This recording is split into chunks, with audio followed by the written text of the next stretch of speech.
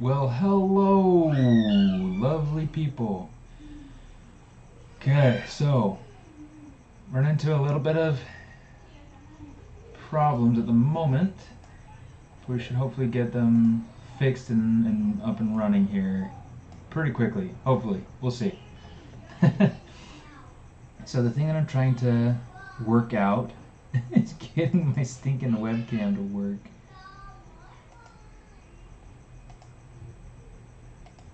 It's being kind of a goofball, so we'll see what goes on, what happens, what we can get.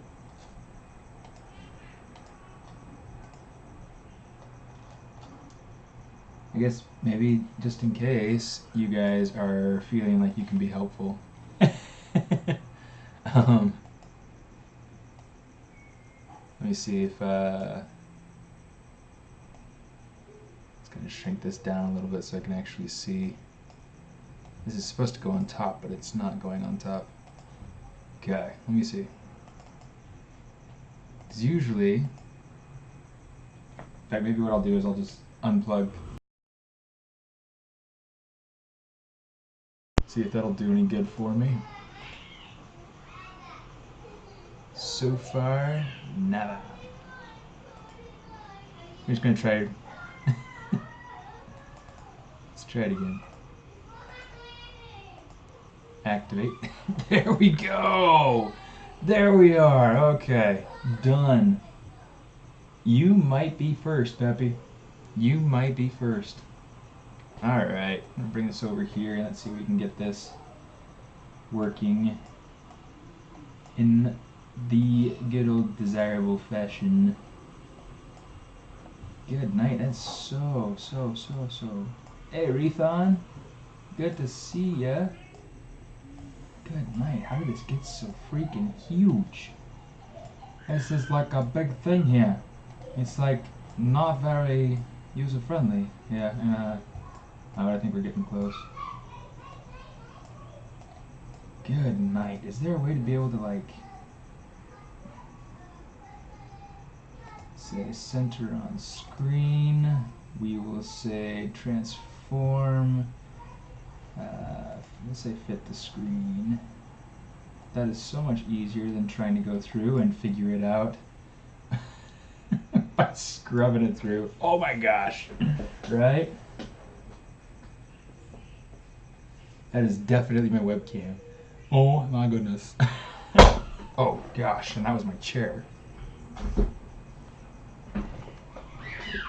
Don't know what made that happen.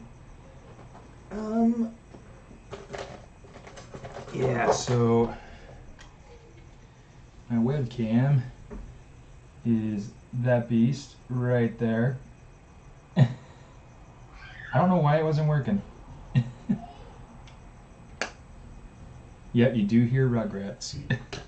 We have two beautiful rugrats and they are getting bath time. Okay, let me see. I gotta fix this. It's gotta have the filter on.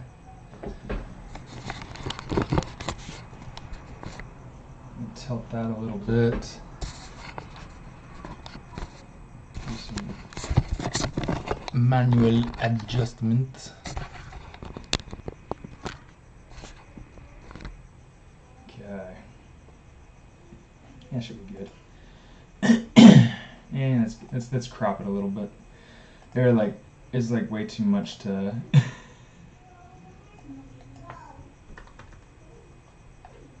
That looks like it'd be better. Alright. Y'all should be grateful going through all that hassle so that you might actually be able to see me. Alright. Here we go. Let's get started. Yeah, spooky. Spooky indeed. Hey, Charlie. Well, welcome. We are always very grateful to have people here. So, you know, we like having fun. Let's go ahead. Let's get our project loaded up. Candyland 17. Oh, so the other day I was having some fun with ZBrush. I had to get to work like really early. I was there 5:45 in the morning, which is an insanely ungodly hour. Okay. And so at work, what I did, created this guy.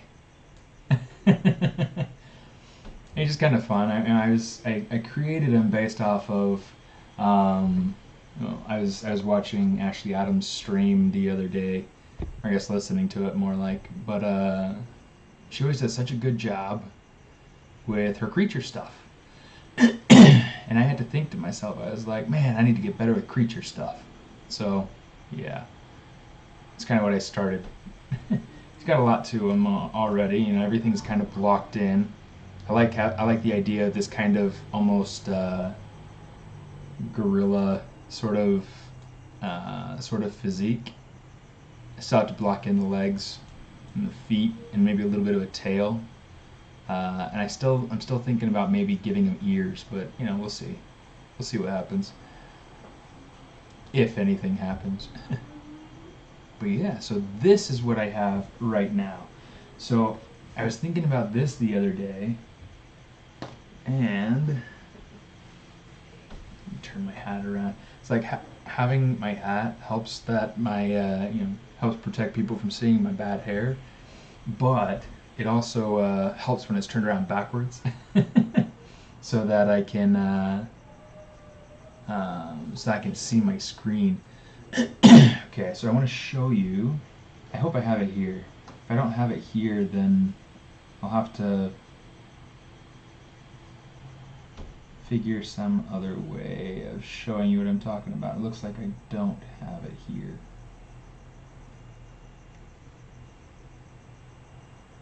Five 8, 5:15. That looks like that'll be it. Yeah, it's been a while since you've been around, Refon. It's definitely been a while. Okay, so I'm pretty sure this will be the concept that I started kind of sketching out. I was thinking about that area between the dragons and thinking about what I can do there to fill that void. Well, this is kind of the idea of what I'm thinking about doing. I had originally created the tree that was kind of coming off over in this direction, over kind of in front of these dragons, and compositionally it wasn't really working for what I wanted to do. So I was thinking about going ahead, taking it, moving it over to the other side. Hey, howdy, hey Justin, how you doing? Hey Patrice, thank you very much. Yeah, so this is what we're gonna do. Is we're gonna go ahead and we're gonna take our tree. I'm gonna go to subtool. Let's close that. Let's take our tree. Should be this one, I think.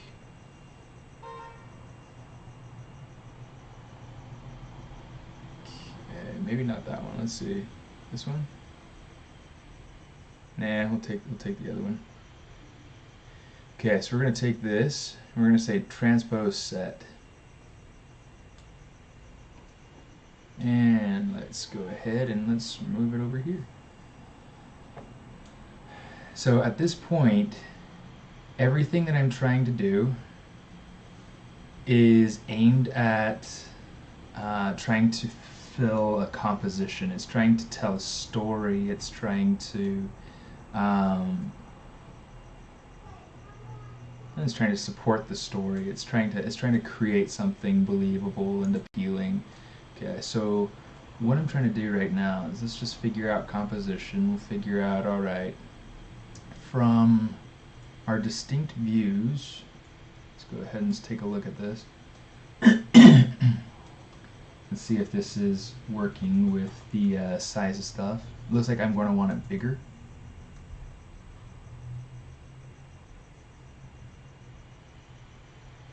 Okay, let's see.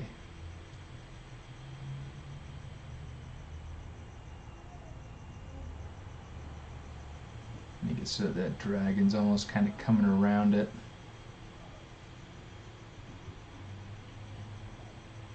And this will kind of help make the tree a little bit more of a piece too. Okay, let's turn that off. That's already looking much better.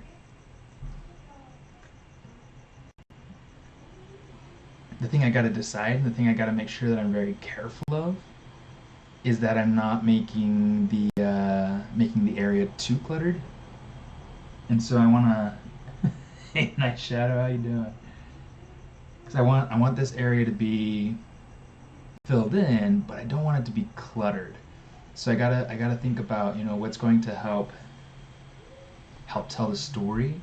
I think having the tree here helps to motivate his motion, the top dragon's motion. Like he's going around the tree and he's kind of coming around for his attack or for his, you know, for his pounce or whatever.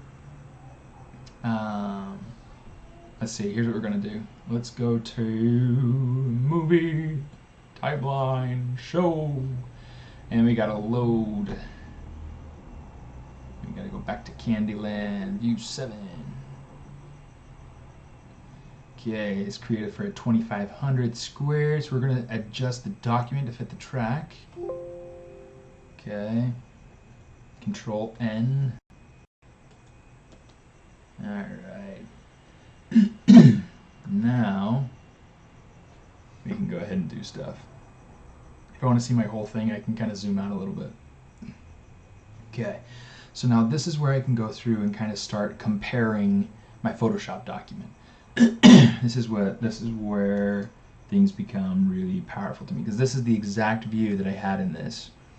Okay, so let's kind of zoom that in some. You'll notice that the colors are much more vivid and brighter in the in Photoshop. I have a few adjustment layers that I threw over top of it to kind of get the final look, and eventually I'll go through and try to figure out how to make stuff look the way I want. But yeah, distance and blur will definitely help. Oh, you saw the monster on Instagram? Thanks, dude. Good morning, Sammy O'Vision. Good to see you here. Okay, so this is kind of what we're trying to think about and shoot for. So I think a lot of what I'm going to want to go through and do is, in fact, let's see. Okay, cool. Let's go ahead, we're just going to adjust pieces so that they fit what we have in our sketch, more or less.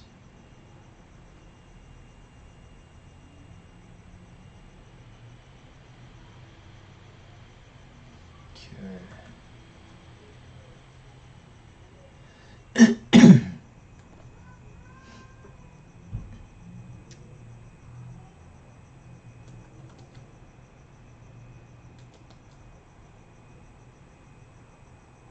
We're gonna pull this in. We're gonna really kind of move this around some, all for the sake of trying to figure out. Oops.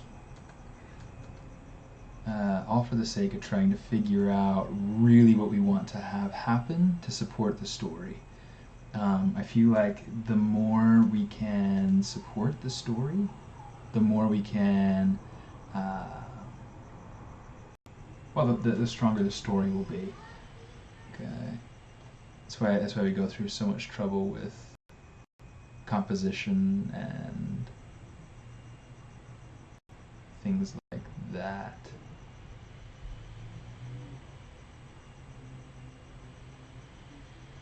The outline on the maybe like a pop-up book illustration. Yeah, a little bit. It's kind of fun.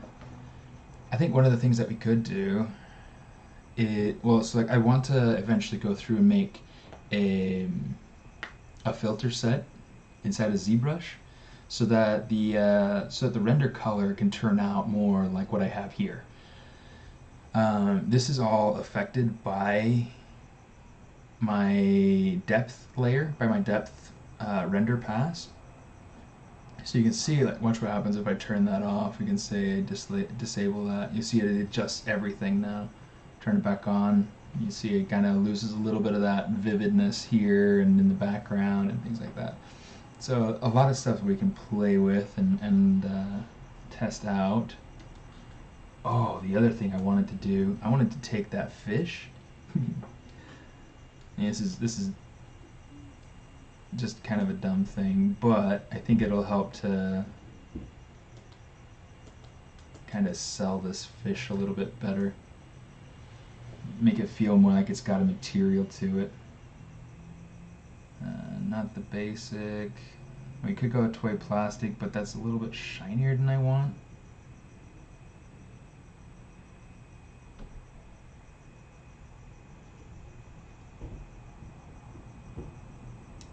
Let's see.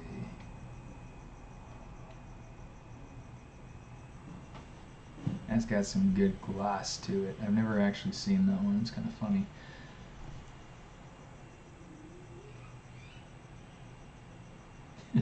That looks terrible. Yeah, let's...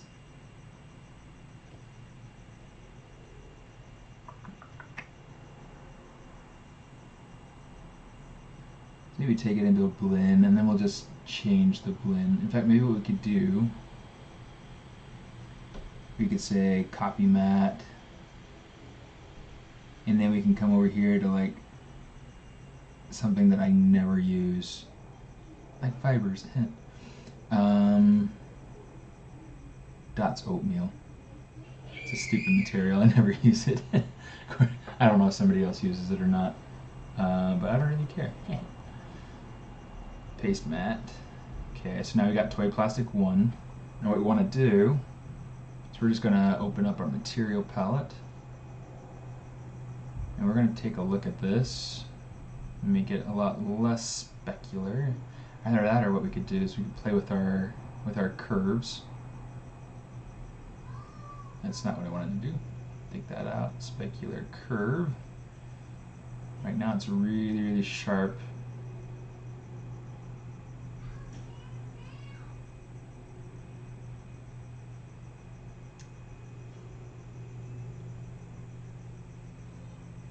That's funny. It's just too strong. It's like, what can we do? I'll be right back.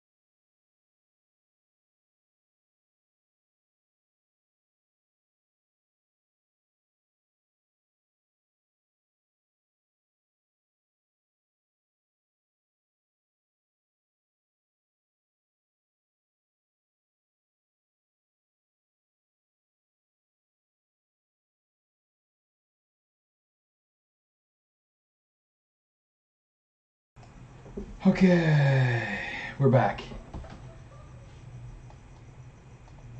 Let me see. Okay, good morning, good night for you. Are you already leaving? Just barely tuned in. You're already saying good night? Goes to Christmas Future. Good to see ya.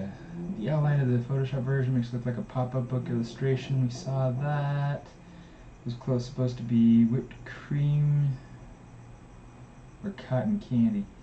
The clothes are probably going to be just like regular clothes, but probably like a woven cotton candy. um, some of the new BPR render settings of 2019 make it cartoony. Probably will. I'll play with some of those render pass stuff. Yeah. Thanks, Lamentios.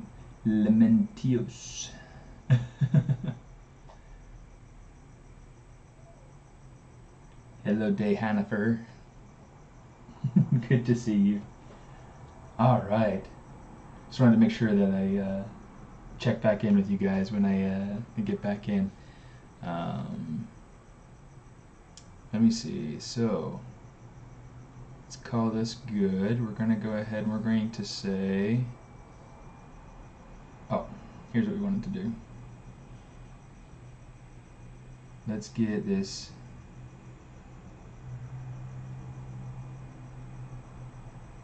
Got to kind of play with this a little bit.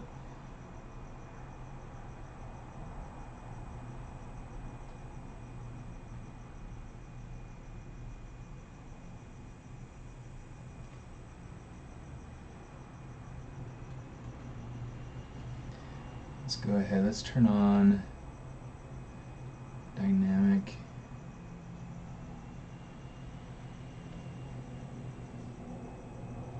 Let's see what it looks like with the rest. Put it in context. Yeah, it's looking a little bit too broad. So what we're gonna do, let's just change it back to regular toy plastic, and we'll just go ahead and we'll fill that. Let's change back to material, color, fill object. Now we should be good. All right. So let's check out that tree. And let's go here and then we can copy that. So that way we just have the two that are the same, so it doesn't matter, you know, I can go left and right between the two of them. And that'll make it easier for me to make sure that I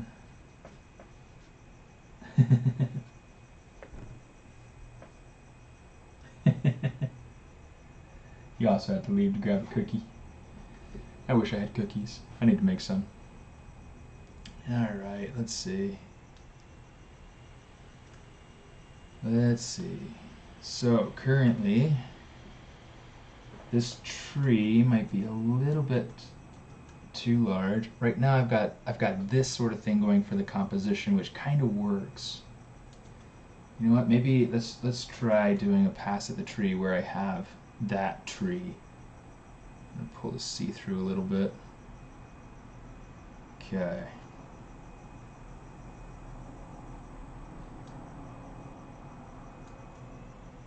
Control Shift D.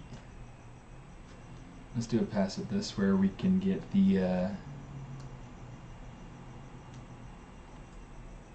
where we can get stuff looking a little bit more. Okay, let me see. Let's take this down like that.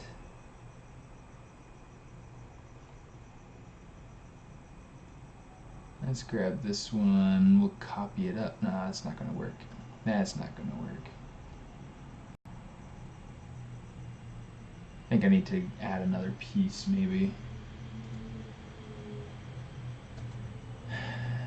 Let's go ahead and say, you sure one of them primitive things.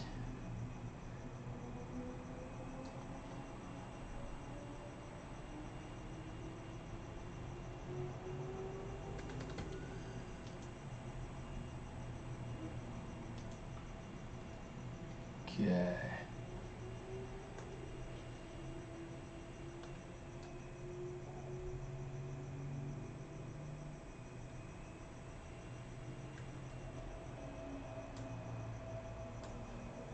Let's actually go ahead. I'm just gonna kind of play around a little bit with some of this because there's a lot that I think I could explore.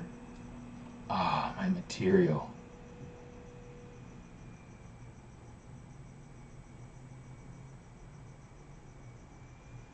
What was it at originally? Was it at the start of material? I don't remember.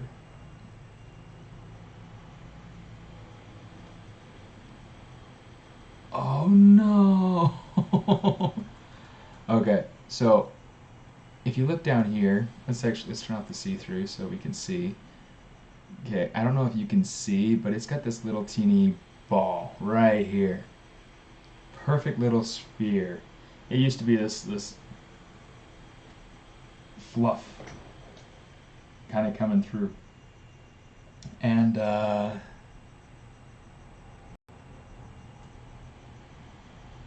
I'm working with the bakery right now, huh? Tons of cookies. That makes sense. That makes sense. But yeah, anyway, so the reason this ball is here instead of that fluff of branches that I had before is, in fact, I'll show you. There's what I had before, which really technically isn't all that great. I think it might have actually caused some improvements. But essentially what it did is because I had my Gizmo 3D selected when I went through and selected my my IMM brush, it went ahead and placed the mesh with the little ball, which is really kind of irritating, but whatever. Whatever. So, what I need to do in order to fix this is undo.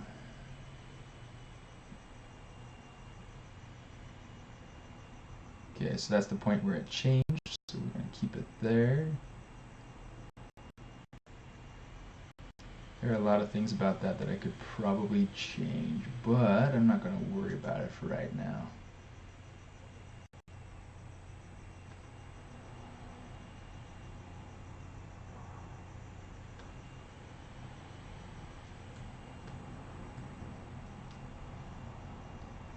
Let's kind of go through here, and we're just going to kind of rotate this up.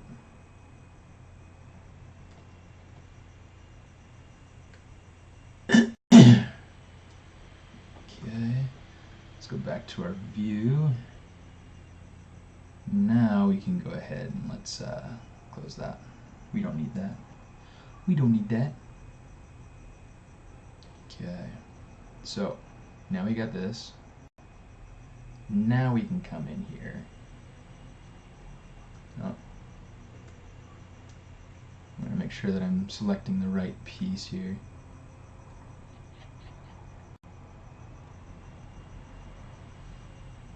Alright. Now let's go through this. Let's make this bigger.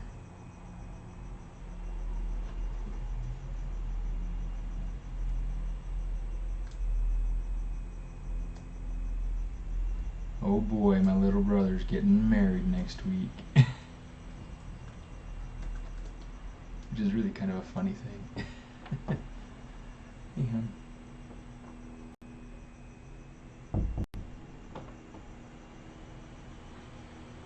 What's wrong? Did it split? Yep. That's not intentional? That's not supposed to be? You have to sew it later. So you decided not to go? Oh. It's fine if you did. I like having you around. I'm just going to wait for the dry.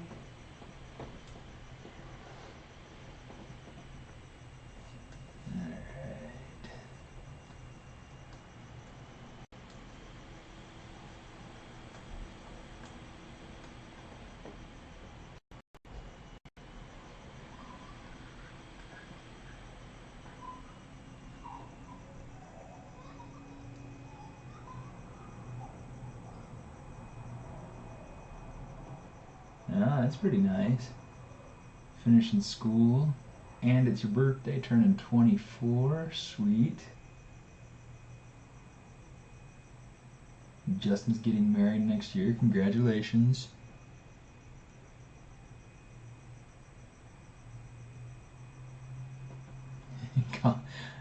For my birthday, I got a college degree.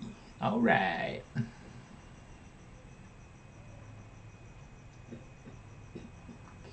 let me see.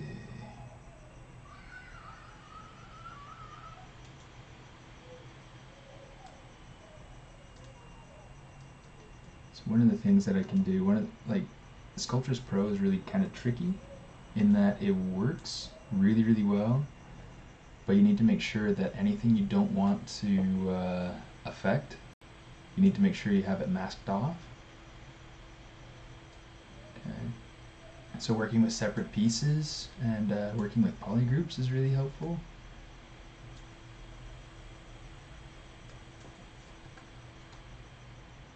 So one of the things I'm going to go through and explore is making fluffier shapes through here, very kind of stylized and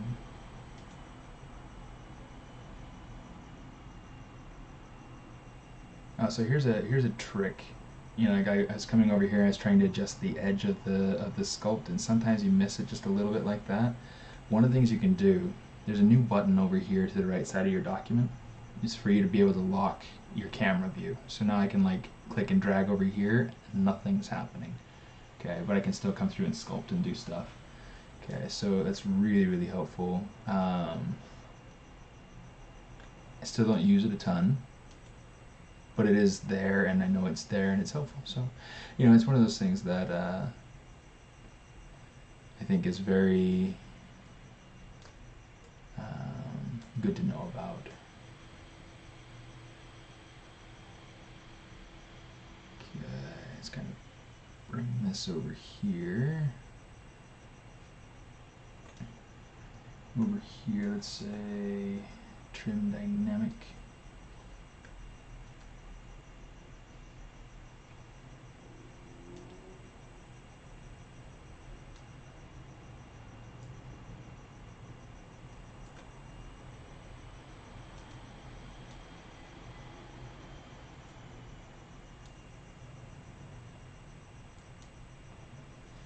It's one of the things that I'm trying to go through and do is make sure that the bottom's fairly flat. So I feel like that'll help to add to the stylistic nature of it.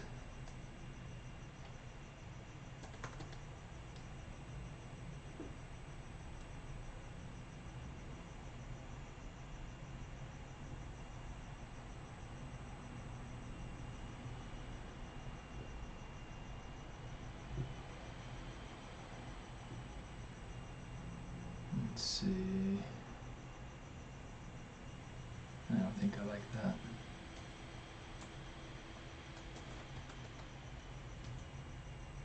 Dearly.com.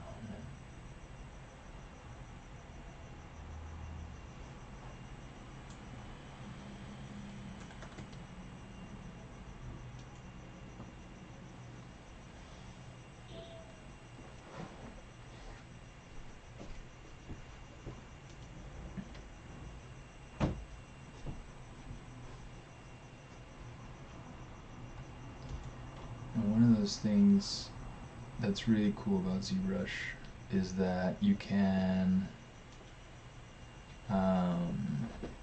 set hotkeys for anything, pretty much anything.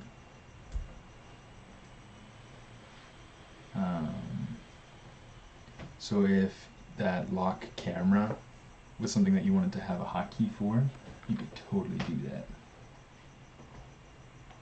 Oh, and your other shoes are around too if you wanted those instead. But Just ankles. okay. Okie doke.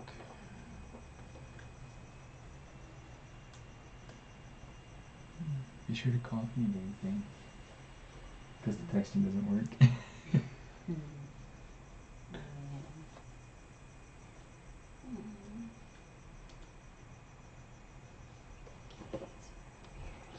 I put them down on the fridge.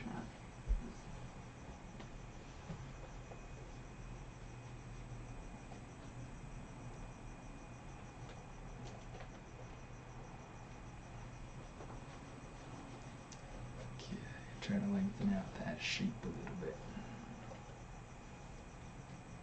I like how that's happening right there. That's okay. Love you, darling. Have fun. Be safe.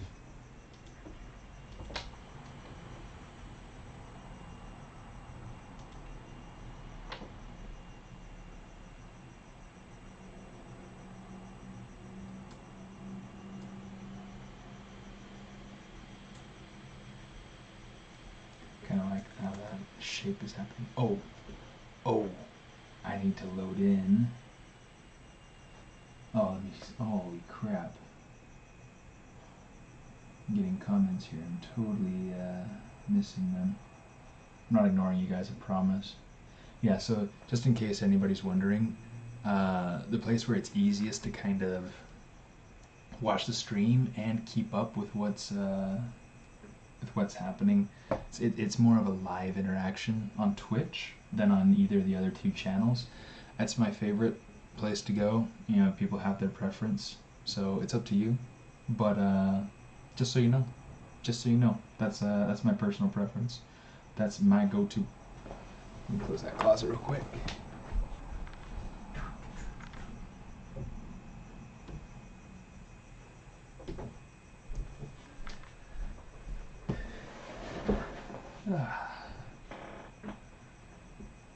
Si c'est bon.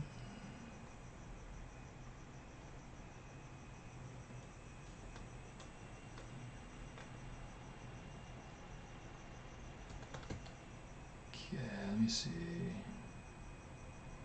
Do I like that better than that? I don't know. We'll figure it out. It's always kind of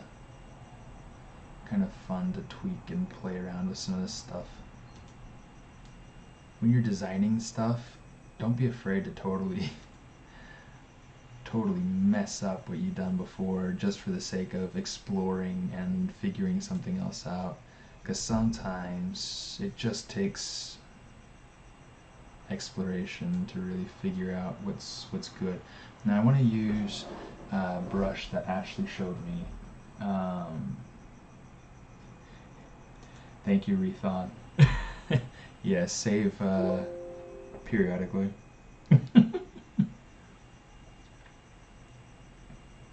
How did I start my career? In a lot of ways, I feel like I'm still starting my career. It's kind of a painful career to to start in. So to start in high school, I guess, you know, if you don't mind me going all the way back, I feel like telling the story isn't right without telling the beginning.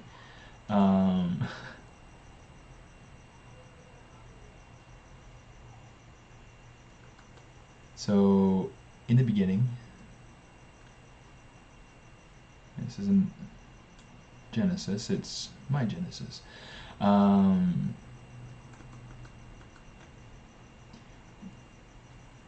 In high school, I really wanted to be a marine biologist. That's what I wanted to do. I had saltwater fish. I was really good with the names. I knew about, you know, pH balance. I knew about alkalinity and what was good for the corals. And I wanted to study reef genetics, coral genetics, and how alkalinity and all those types of, you know, pH, how all of that affected coral growth and reproduction, and yeah, I was set for becoming a marine biologist. I felt like I was going somewhere. I had something of a clear direction of where I wanted to go, and then a friend of mine invited me to a class that taught 3D animation. And it's like, I like to draw, you know, so I was like, sure, why not? And I loved it. I just absolutely loved it. It's coming off too far.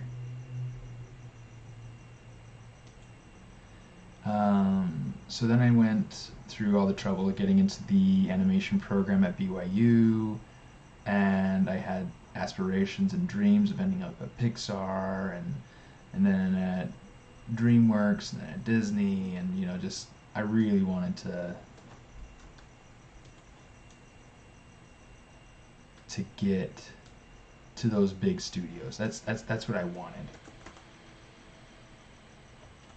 Okay.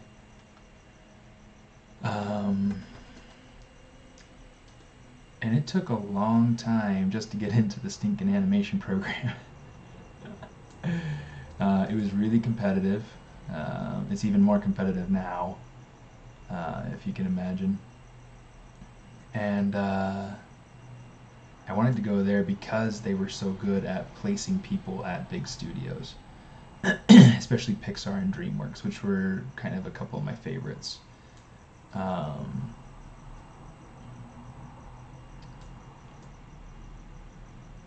And so, yeah, I struggled getting into the animation program mostly because I didn't draw very well. Even though people told me all my life, it's like, oh, you're such a good artist, and like, oh, that's so great, and oh, that's so wonderful.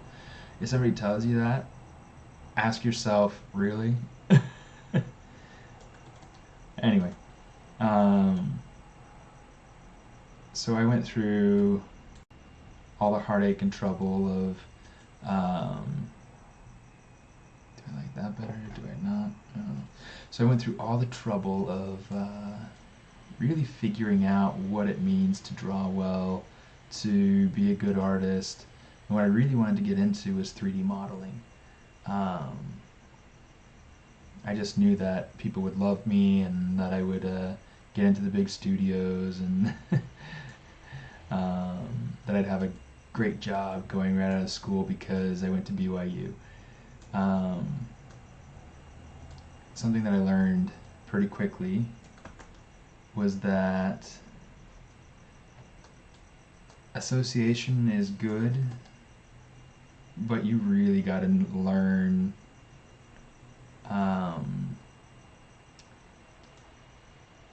really what the basics are. And so like I really struggled for a long time getting a good job. I had a lot of little freelance jobs here and there for a couple of years. I worked in other things like motion graphic animation. I worked in all sorts of stuff, storyboarding, concept art. Not like high end, really cool video games, concept art sort of stuff. It's more just like crappy concept art for really low end like low budget animated short films and and that's just kind of like how you start. You just kind of take whatever little scraps fall off of the table. Eventually I got my first job with ZBrush, 2014, working in East LA. I was a fine art sculptor, which really did a ton for me in learning how to read structure and form and particularly in a digital space, because I don't know how many of you have done physical sculpture, but it's a little bit different because the tactile nature of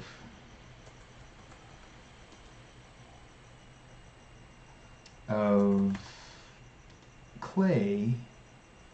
It allows you to see form and really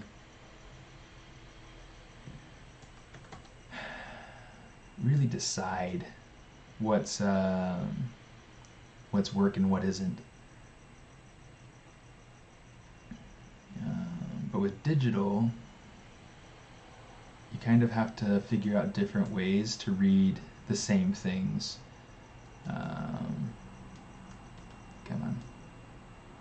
And you have to figure out different tricks to be able to get the same forms.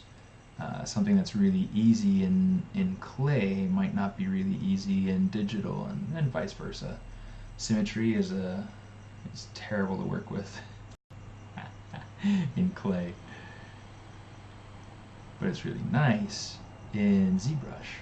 So.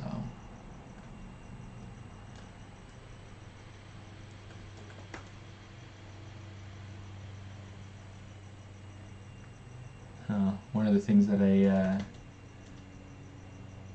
I've been starting to teach ZBrush classes at Disney, which has been just an absolute blast.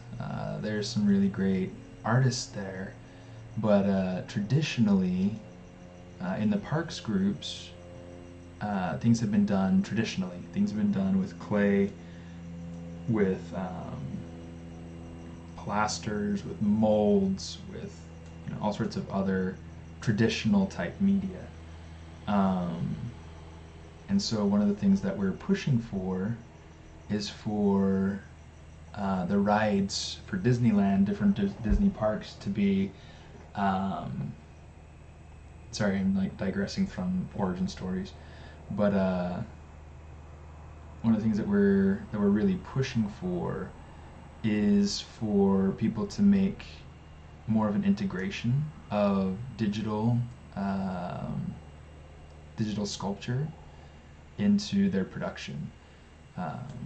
That way it's more scalable, it's easier to replicate. We don't have to worry about, if the mold breaks, we can't reuse parts or, whatever. So that's been very fun. But yeah, okay, so I get out, have smaller jobs, which is fine, learn to be okay with taking the smaller jobs. One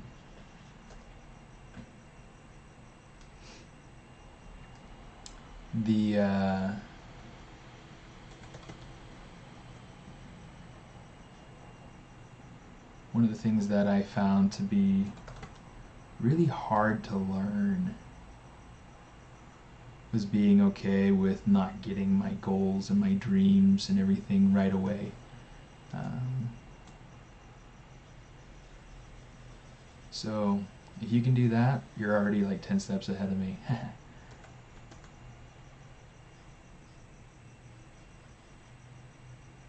Okay, so went through, did that, and then after a while, I got a couple of, they could have been really interestingly good opportunities, but they didn't pay. They didn't pay really at all. And so, like, I essentially, like, spent a ton of time away from my family, okay, which is really terrible if you're, a young father. And my wife is having to deal with all the frustrations and the hardships of being a young mother, especially when she has, a husband, and her husband is needing to work, and the work is not paying. Yeah, I see your suggestion about using pinch, and I'll probably use pinch later. For right now, I'm trying to keep it kind of soft and lumpy on purpose.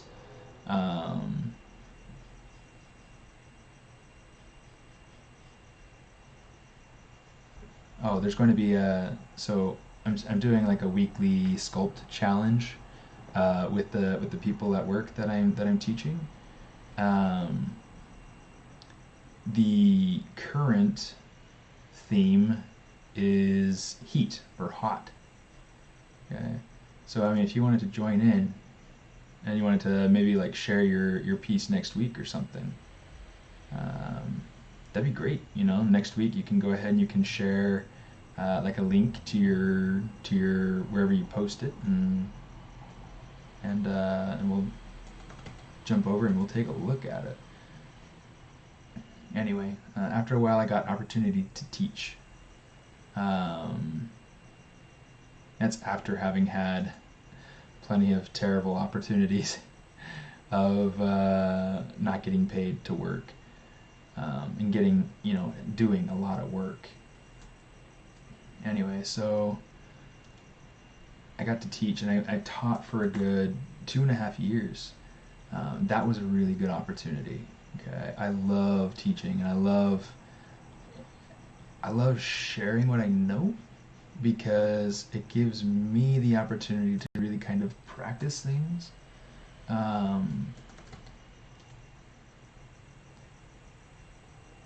And I saw a ton of improvement in my own skills in that time. And while I was teaching, I got hired on by Warner Brothers as a character artist for a game that I don't know if it's actually ever going to get made or not, because I still haven't actually heard anything about the work that we've done.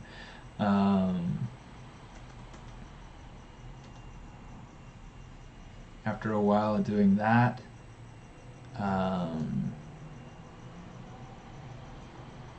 I got hired on at DreamWorks. So I finally got to that studio job that I was looking for. It's cool to have gotten the opportunity to work at Warner Brothers, but DreamWorks is where I wanted to be. And I got to work on How to Train Your Dragon 3 as a modeler. That was really cool.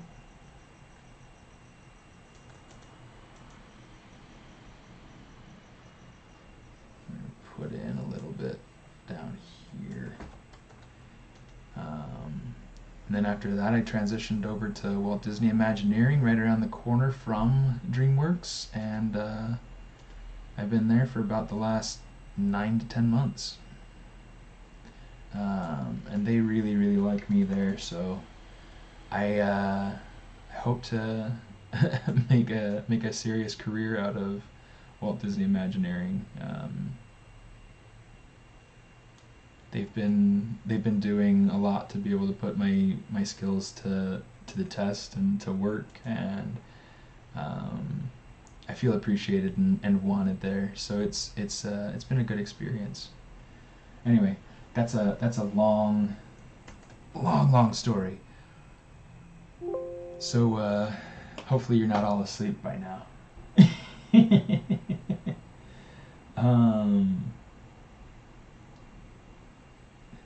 Oh yeah, my son, whenever he tells stories, he's like, "Once upon a time, there was a boy named Oliver," and then he goes through the whole story, tells whatever the story is. Have you ever thought about applying 3D work in the science field? I have thought about it. There are so many different ways to be able to apply it, so many ways that it gets applied, but it's not something that I think that I'm interested in doing anymore. There are a lot of people that go through and do it.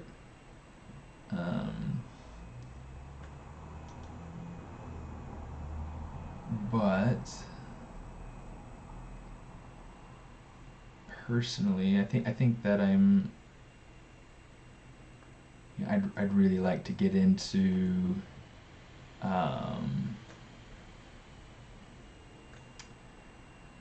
book illustration.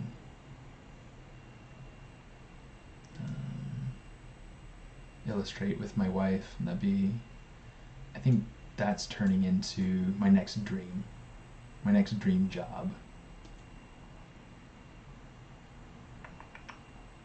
Because entertainment's cool, but family's cooler, and it lasts a lot longer. Family, isn't it about time? From the Church of Jesus Christ. I'm just kidding. There are these commercials. So twice a year in the church, there are these general conferences, they're called, where we get to hear from the general leadership of the church, including the prophet, the apostles, things like that. People, the Relief Society primary, so different men and women that God has called to be able to lead His church on the earth. Well, every general conference um, there are these ads, and they're so fantastic. They'll go through and they'll share their message, and then it'll be something like, family, isn't it about time? And it's usually some cheesy sort of message, but there are also like um, these other ones that are kind of more serious or more touching or um, things like that. Anyway. Oh yeah. But other things that I did kind of along the way that I found helpful in one way or another, even if it was just financially. There was a time where I was going through and I was sculpting furniture. I was processing 3D scan data. I was, really just doing kind of whatever I could do because I needed a job. And it's good. It's good, decent, hard work. And you learn different things. You learn different skills with each different job that you take. So I always recommend like exploring, figuring out new things, learning new skills. Let me see.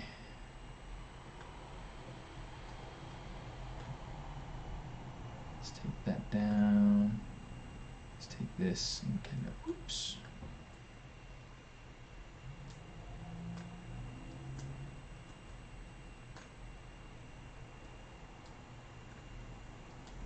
Interesting.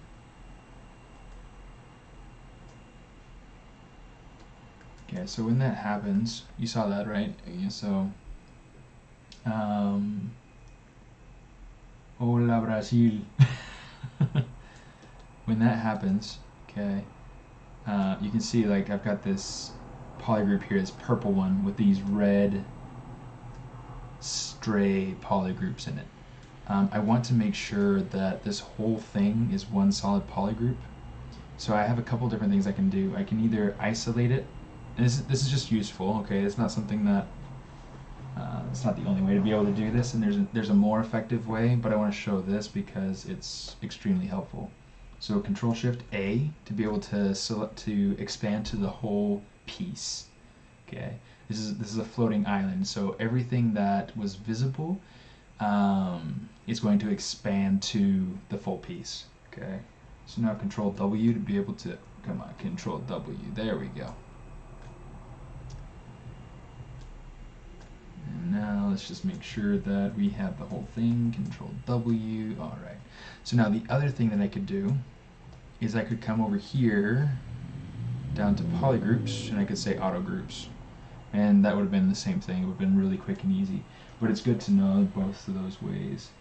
I want to live on a canal boat sometime in the next 10 to 20 years. Getting a job I could do on board would be my ideal lifestyle. Canal like in Panama or just any canal? What kind of canal? Or are you talking about like the channel? Or are you talking about, not like the channel, but like the English Channel? Are you talking about the Strait of Magellan?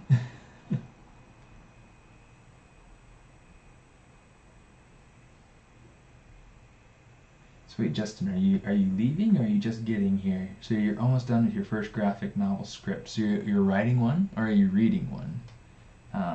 That's pretty cool. That is pretty sweet.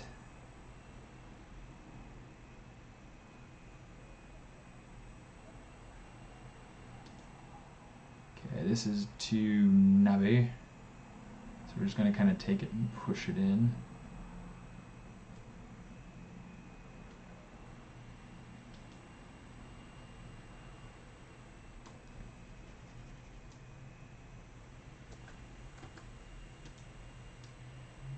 Okay, so one of the cool things with pinch is that typically, I mean, if you use it normally, it's going to go through and it's going to try to make, like outside corners. It's going to try to make, edges. Um, edges. It's a picture frame.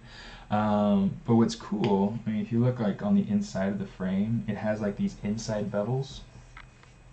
Okay, those inside bevels, those inside creases, if you hold Alt to use the alternative function for pinch, it'll work really well for those sorts of things. So if I'm trying to crease this a little bit down in here, I can use pinch, just hold Alt, and that'll kind of draw it all in together in more of a valley sort of fashion. That's one of my favorite functions. Okay, let me go through. Let's check this out. Let's zoom out.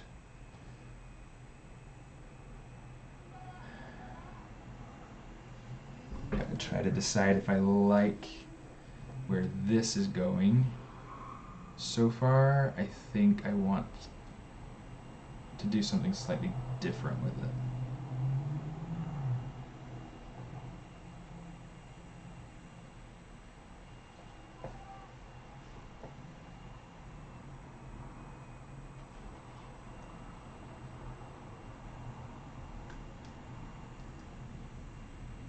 Oops, that's quick save.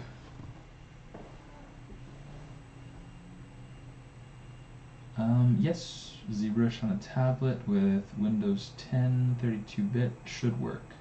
ZBrush is 64-bit now, but I think it should be manageable. If anybody's listening and knows for sure, feel free to correct me.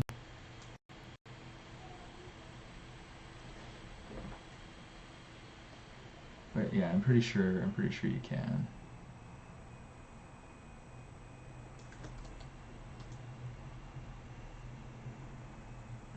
For the longest time, before I had the computers, like before I switched over to PC, I ran it on a MacBook Pro with 4 gigabytes of RAM, and you're looking back at that, I'm just like, oh my gosh.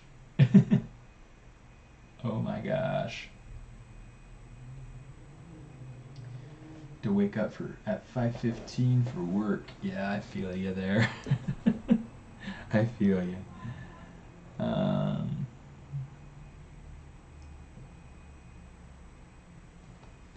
Oh, okay.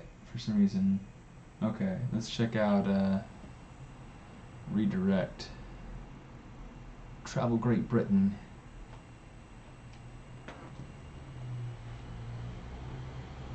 We use cookies, it's okay.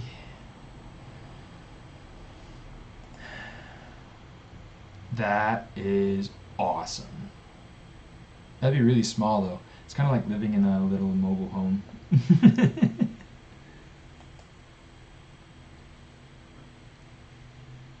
Mini Panama Canals.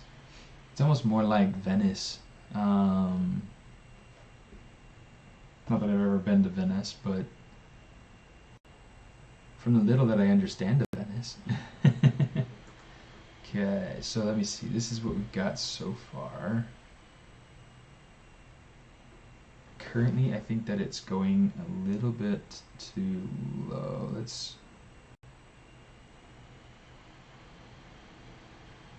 I think what I need to do, we're going to say document, and we're going to change the height to, let's say 2700. Give myself just a little bit extra breathing room. And we'll say resize.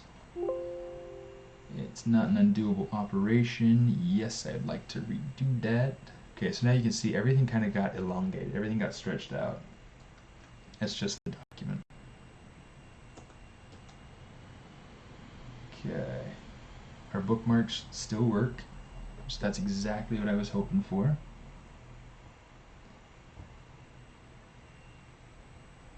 It's tiny and sad, but great for me on my own. Yeah. Yeah, I could see that. You live in the oasis, huh? What kind of oasis?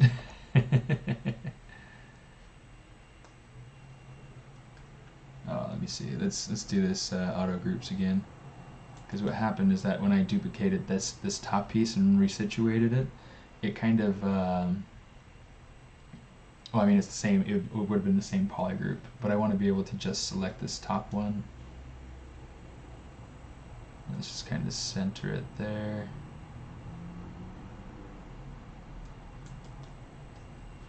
Okay, so you can see kind of how that's working.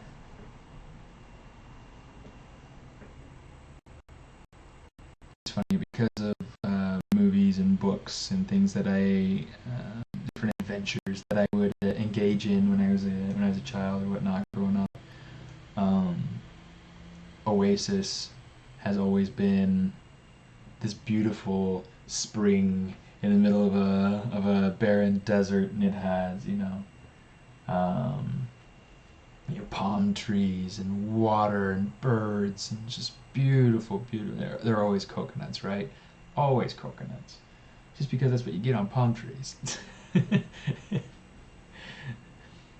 But then I learned that palm trees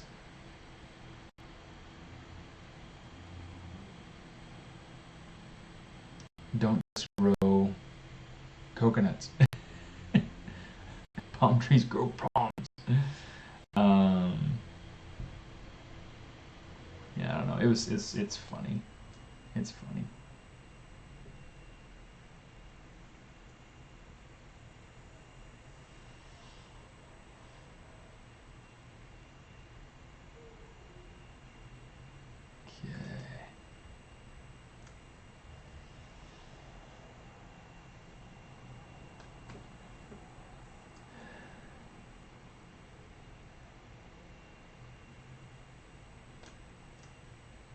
Okay.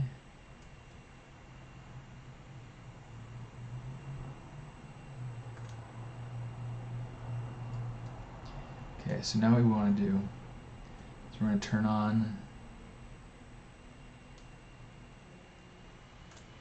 our tool. We're going to deselect, and then we're going to reselect just the pieces that we need. Okay. Hold Alt and we can place it right there. So really the Oasis, oh, I love dates. I've got a whole box of dates on top of the fridge. I need to eat them because I keep forgetting that they're there.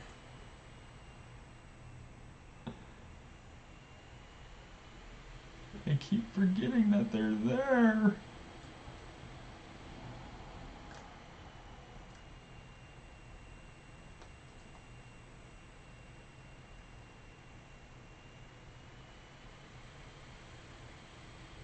Okay, that made a weird little jump. But I think it's because of my masking. So what I need to do is I just need to fix this part. Okay, I'm just going to get rid of the masking. Just kind of push it down and in. And I've also got to fix a little bit up here underneath the chocolate, because it happens. So one of the things I need to do, and something that I've been doing kind of all along, but that I haven't done much yet with this particular dragon, is because of the pose. Oh, I don't want to do that. Okay, turn off Sculptress Pro mode. Okay, that's better. Let's turn down my Z intensity on my smooth. Let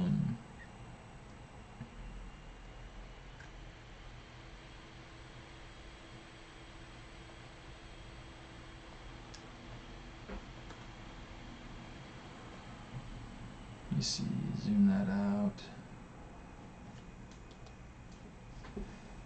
That'll work. And then if I need to, let me see. The measurable dates, I don't know, I don't remember where they're from actually. But yeah, they're really good. They're really sweet. I love dates. one of the things that one of the reasons why I love dates is because of Indiana Jones. Such a dumb reason, right? But then there's that time where Indy's like throwing the dates in the air, and he's going to catch it in his mouth, and then John Rhys Davies, I don't remember his character's name, but he reaches and he catches it in the air above Indy's mouth, and he says, "Bad dates."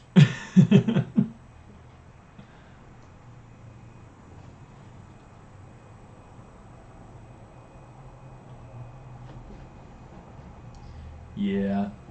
Well, and the thing about living in a boat, you could technically pull it off and you wouldn't need internet. You could just go to a local hub or something like that for when you needed the internet. Like, for instance, when you're going to watch the stream. Just kidding. Um,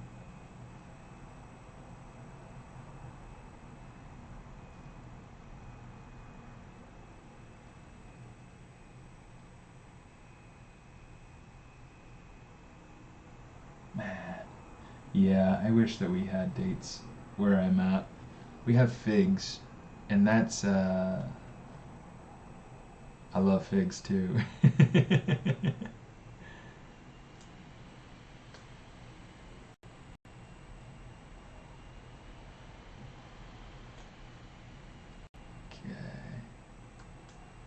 let's do this.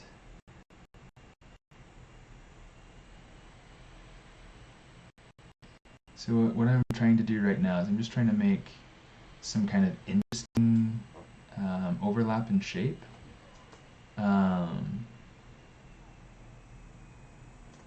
By masking and pulling, it allows me to create kind of a sharper transition, which sometimes is really, really good and something that you'd really want. Other times, maybe not as much, but this is just a great way to be able to get that with kind of a minimal amount of effort. Okay, so we just come through here now. Smooth it. And then we can use our pinch brush. Let's mask it so that we don't have to worry about. Okay, now if I feel confident with that line, with that first stroke, I can just hit 1 to be able to replay what I just did. And it'll go through and it'll pinch it, it'll follow that exact path, and it'll make it look nice. So I can do that a couple times. Make it look good.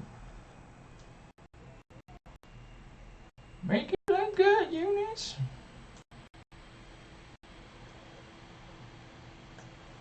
Okay. If that's not quite what I want, let's adjust the profile.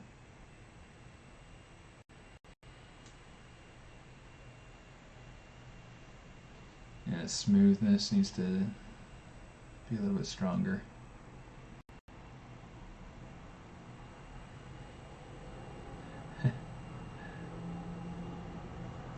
It's funny, there's this store close to where we live. Down here in Southern California, there's this store called Daiso. We love Daiso. There's also another one called Miniso, or Miniso, I don't know how it's pronounced. My Japanese is very limited. All I know is yatta, like it's done.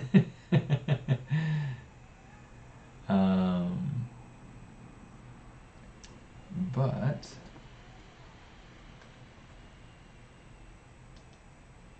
yeah, so we have one that's actually just a block or 2 away. It's really, really close.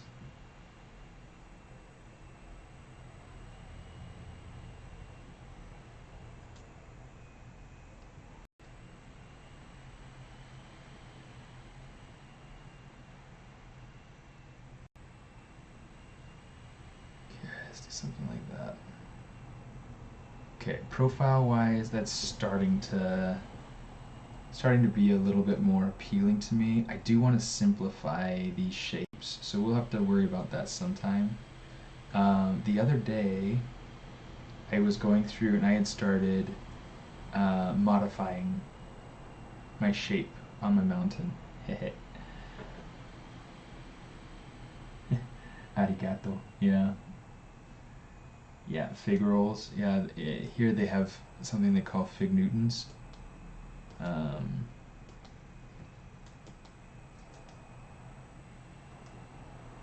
I love me some fig Newtons.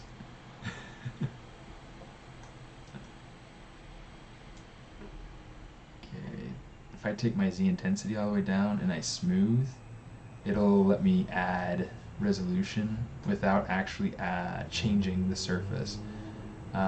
It changes a little bit, but not enough for me to really be worried about it. Okay. So the benefit to going through and doing something like that, let's go ahead, let's change our polygroups, make sure that we have all of our solid pieces in their own polygroup. Okay, the reason that that's a benefit is that I'm wanting to, yeah. I'm trying to remember, Rethon, you're in UK, right? But yeah, they're excellent. That was like my mom's secret snack when I was a kid. And secret. If you guys don't know about this, there are a lot of brushes in here. A lot of different tools really, but there are a lot of brushes in here that you can grab. If I can figure out brush, where is it? Okay, there we go. I was scanning like right past it. All right, so all sorts of different brushes in here, and these are fantastic. Okay. Well, there are a lot of them, but there's one that I learned about a long time ago, but that I never actually used until Ashley Adams, until I saw her using them. There are these slash brushes. You can only see like 1 and 3, I think, but there's another one down here called 2. I love the 2. Okay, 1 is really good as well. 2 is fantastic. Okay, so the way that it works.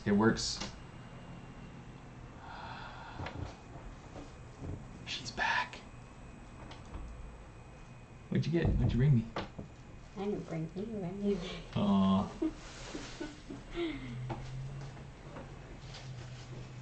Okay.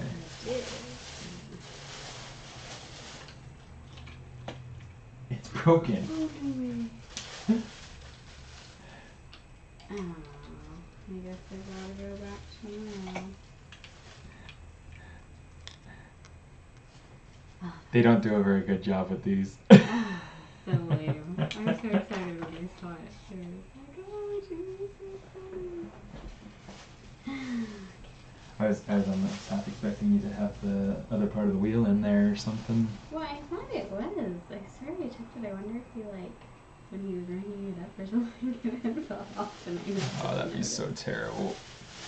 That would be so terrible. There are a bunch of the Sophia ones. There was only one of the, I don't know, whoever this character is, but I can't remember.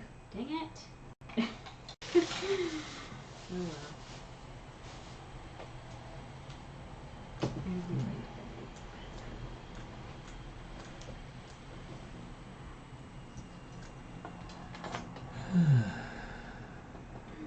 Any crazy drivers tonight?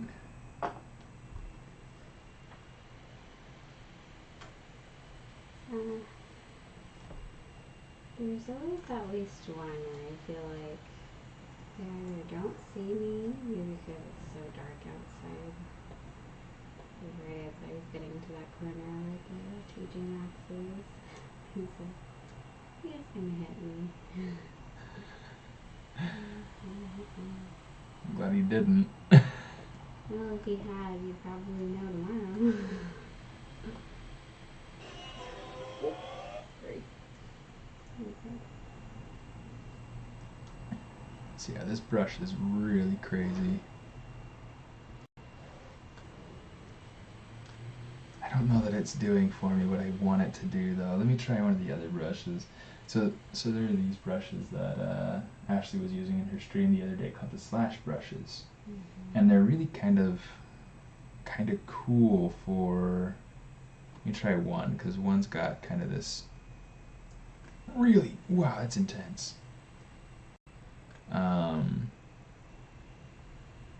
Interesting. They just have different effects with the mesh, and they do some really kind of crazy. Yes, that's like too intense. That's really funny. I wonder if I turn my alpha off. Whoa.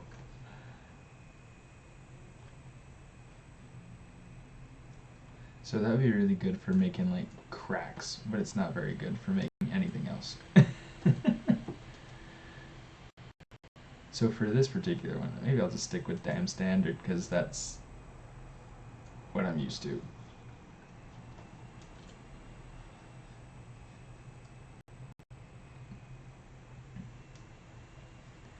Just a combination of using the positive and the negative. So using the alternative functions makes for some happy sculpting.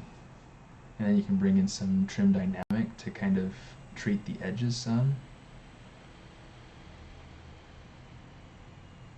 To really kind of figure out like a stylized chocolatey edge.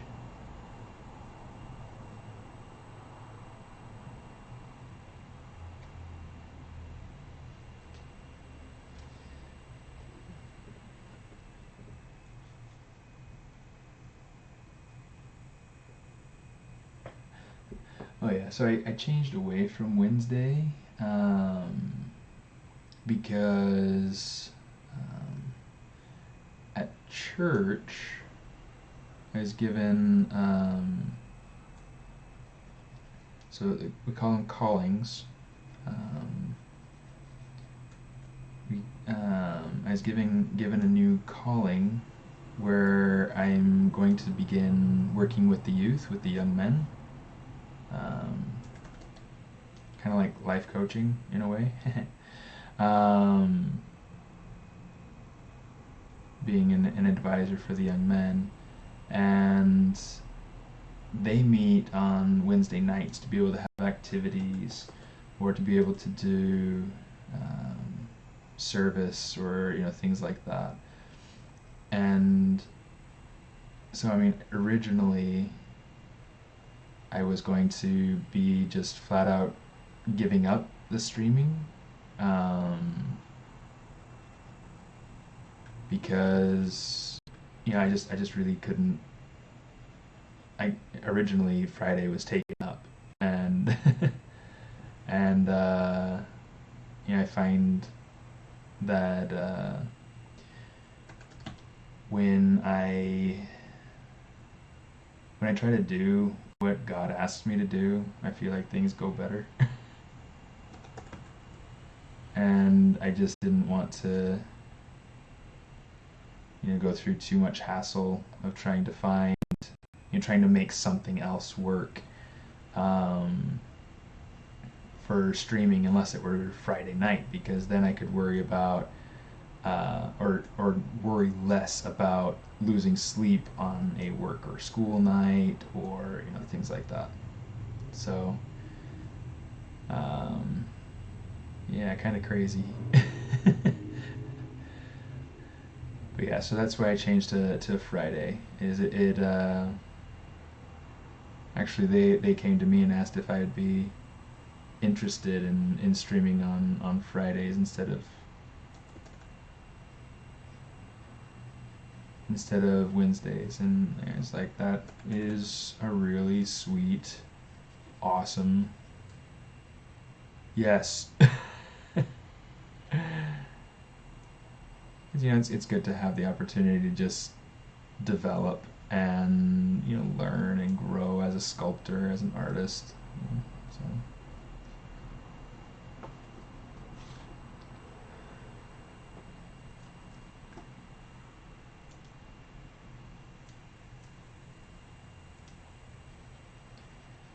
but yeah, that's why Friday instead of instead of Wednesday now.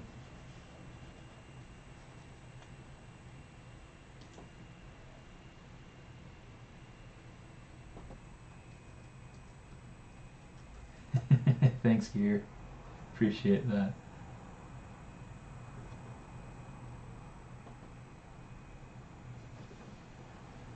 You gotta make sci-fi asteroid base for a private D&D game, huh? D&D game with outer space? Is that really a thing? I don't think I've ever heard of it with space type elements.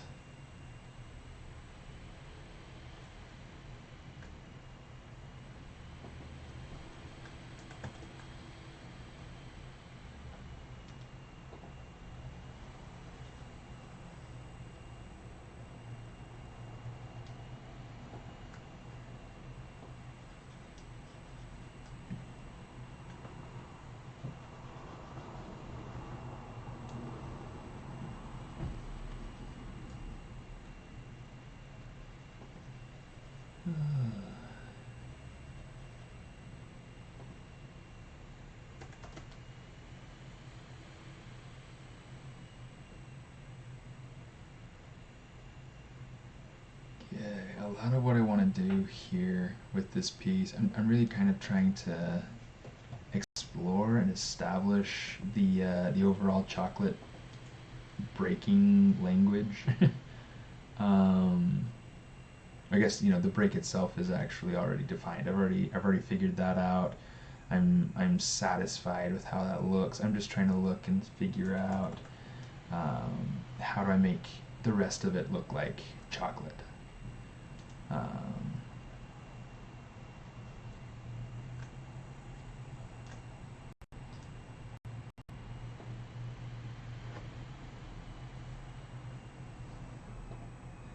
Thanks, William. I appreciate that.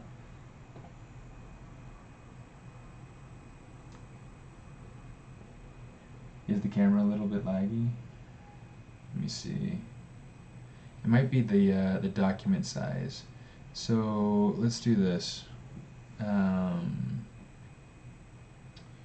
25 by 27. I'm just going to write that down.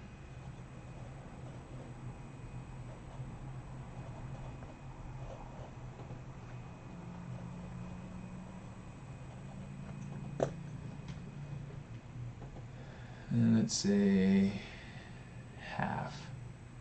This should hopefully make it so that it's a lot better. Let me know if it's not. One of the things that I discovered is that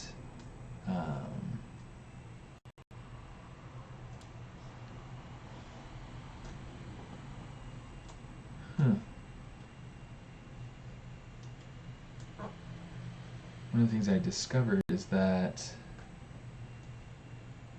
it's really distracting to me. And it's not like it's not a hole. It's actually just inverted polys.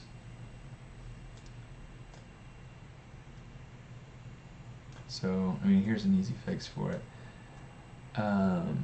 Sorry, I got distracted. I don't remember what I was saying.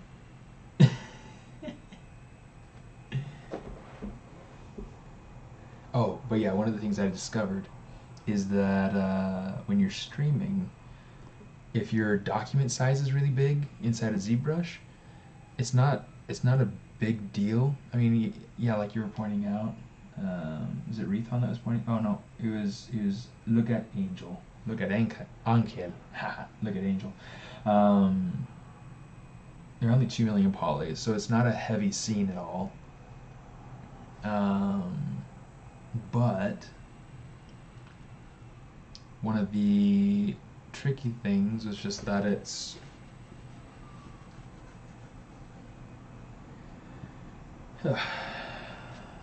just the document space. It doesn't like thinking about too big of a document space. So by going through and hitting half over there, you can also hit it over here.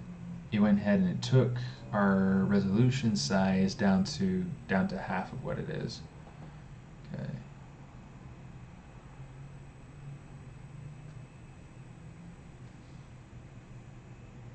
Maybe I'm wrong. Here's the half, that's what we want. Okay, Control N, drag it out. Okay, so now this should be resized for real. There we go. Now it's resized for real.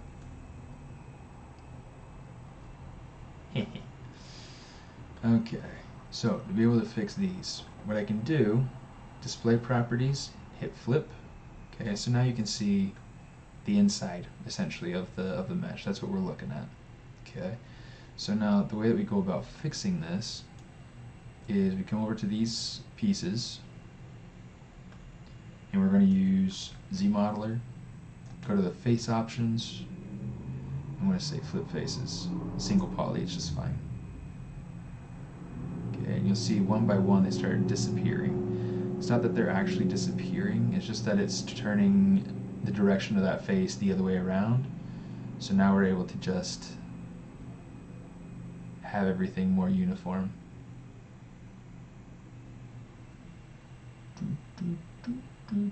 Alright. I'm pretty sure the rest of those are fine. Yeah, we should be good. If we run into that again, we can do it again. Flip again, and there we go. Everything's solid. Everything looks so good.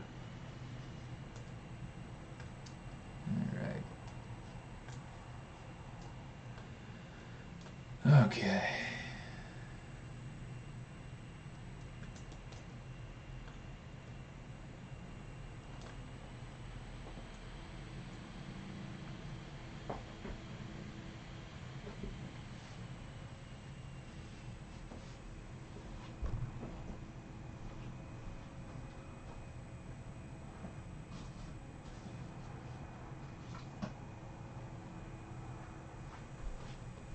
Okay.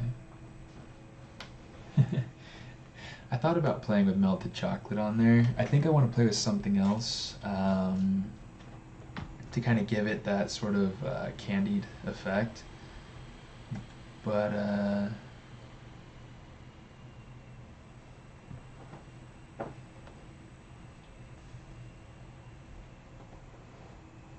it's funny because I really quite like this brush, this slash brush.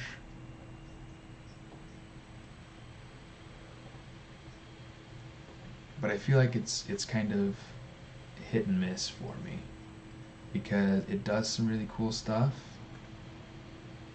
but it's directional. So if you'll notice, if I go one way, it's making a slash in that sort of way. If I slash the other way, it's making a slash the other direction.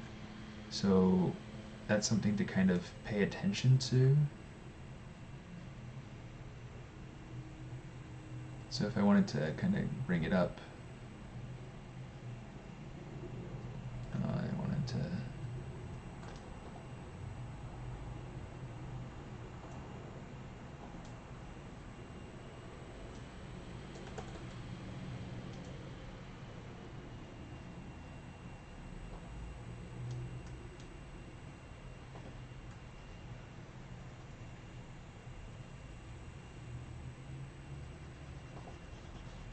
take this.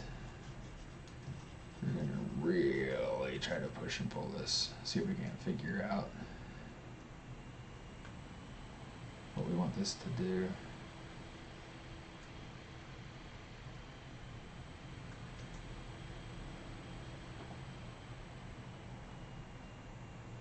It might be a good time for reference, but I don't have any like tangible reference. I just have photos now. Yeah, so the thing that I like about using the Sculptress Pro with the slash is that it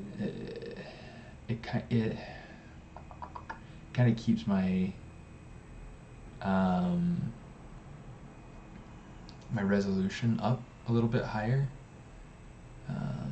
So I would turn it off, but I like what it's what it's doing, or what it I like what I'm telling it to do. Sometimes. Sometimes I like what I tell it to do. Sometimes I don't like as much what I'm telling it to do.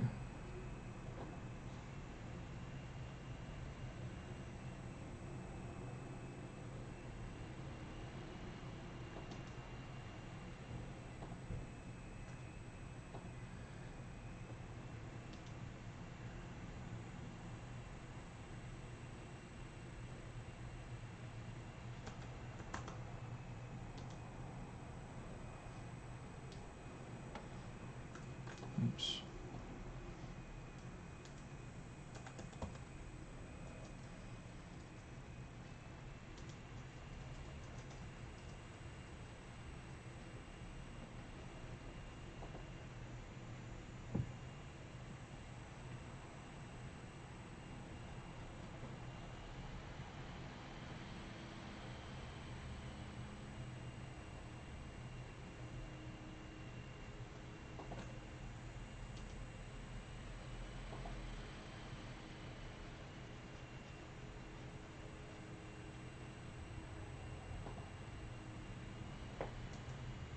Let's bring that slash back.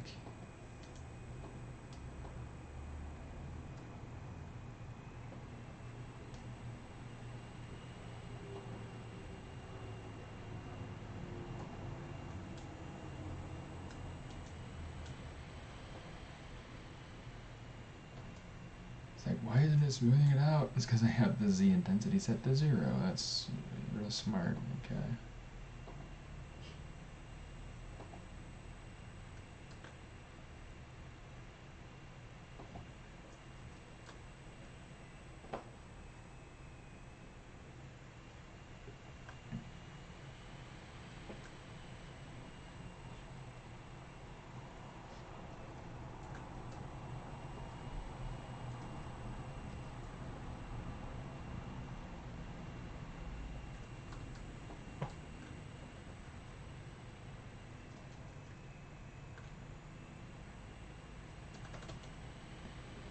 Alright.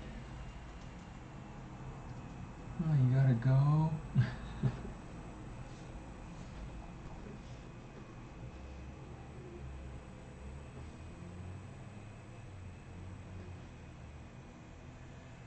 Well, have a good night then, I guess. I guess a good day.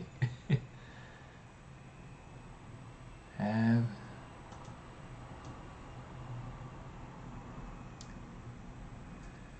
good day, Governor.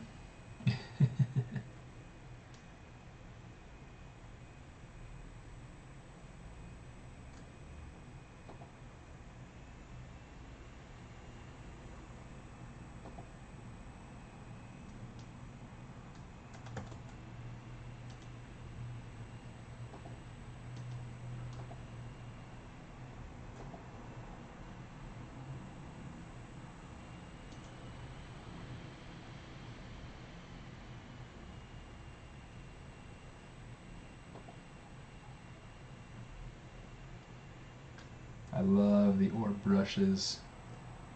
Those are so fantastic. And I might... Yeah, let's load one of them in. ZBrush, brush presets. Orb.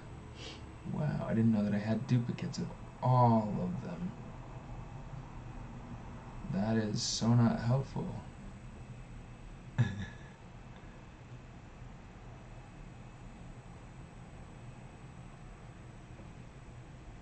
Come on, you.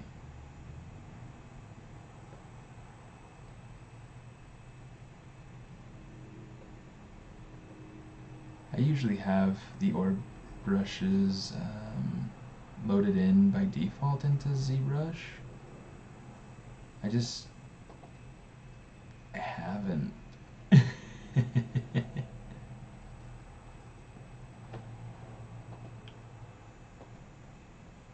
Orb line, orb pinch.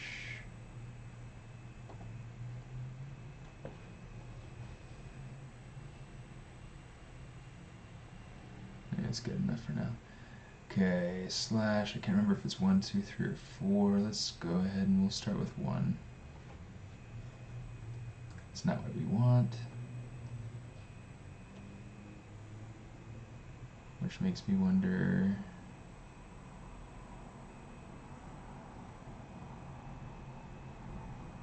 Or cracks. That's not quite what I want either.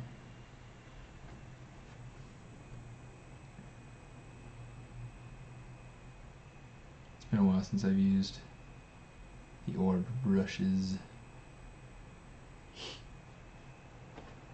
So it just feels like one of the chisel brushes now. Let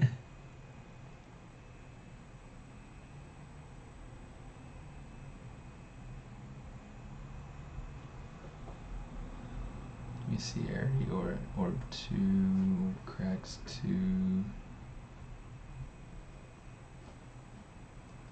Yeah, it's like I almost just don't even feel like those are even helpful to me at the moment anymore. Oh my goodness.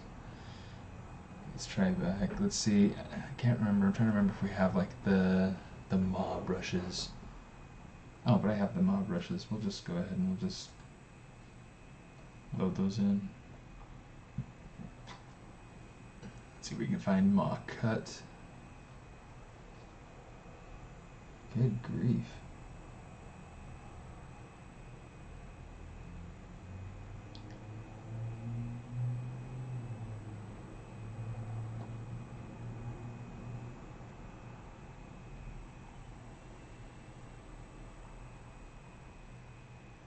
Look at that, I had multiple orb cracks brushes. Oh my goodness. Okay. Okay, mock cut.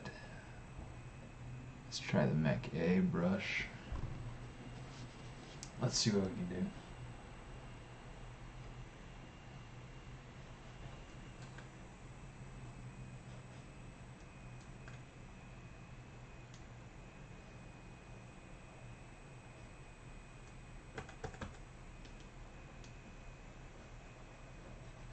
It's been such a long time since I've used some of these,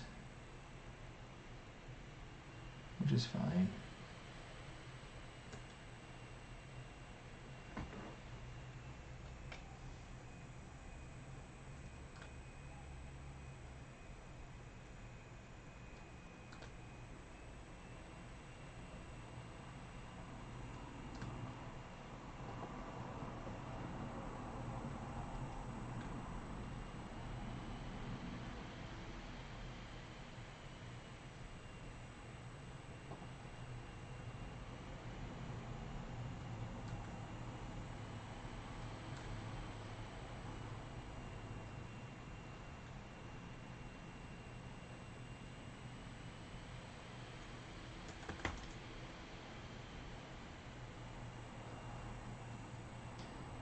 Shoot.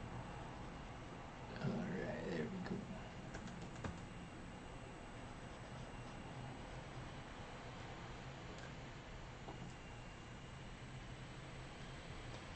One of the other things you can do, you can just kind of, in fact we don't even need that much. Let's go take that. We'll take that. Oh, go on. We'll get our gizmo and we'll just kind of rotate it out.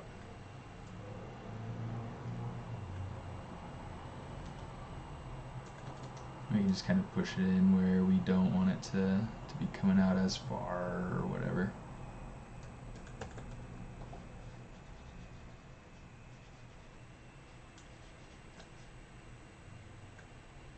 That'll help to add a little bit more of a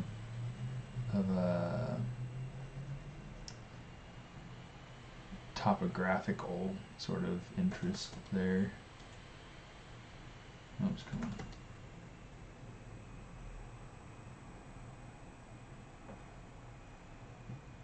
Okay, we can do something similar to right here. So let's go ahead. Let's take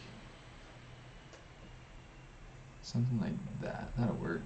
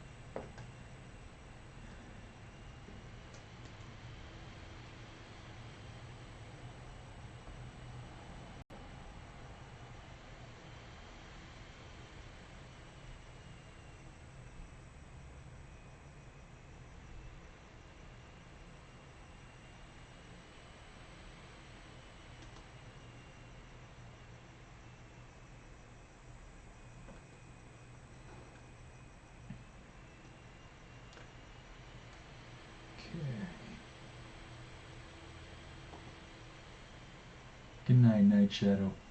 Have a good one. Thanks for stopping by.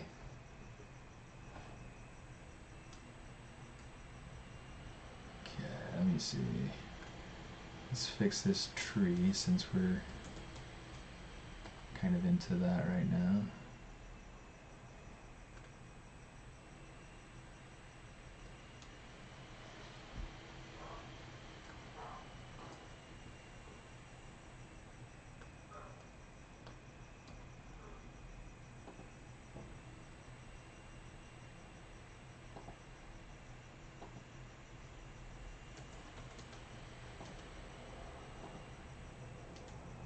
Actually, what we can do is turn off dynamic mode, and then we can have a really big brush. So much nicer. The really tricky thing with dynamic mode is that ZModeler doesn't like it, or it doesn't like for it to be off, rather. And so if you were to go back to ZModeler brush after turning dynamic mode off, it'll complain at you, and it'll be like, you know, hey, we need better working conditions. We need more dynamic working conditions. That's probably more about what they would say, what the ZModeler brush would say.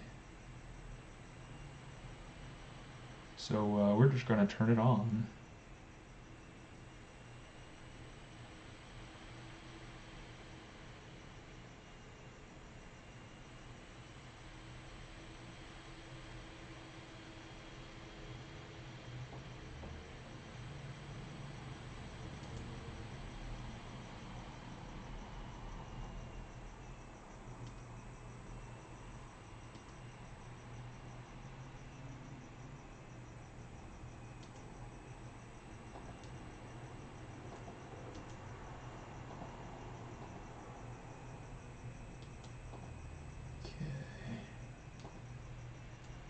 So one of the things that I need to do, I need to kind of refine how this topology flow is happening. Because one of the things that's happening is that the form is getting lost the more that I push and pull these vertices. So, just kind of got to like pull my view around so that I can see what's going on.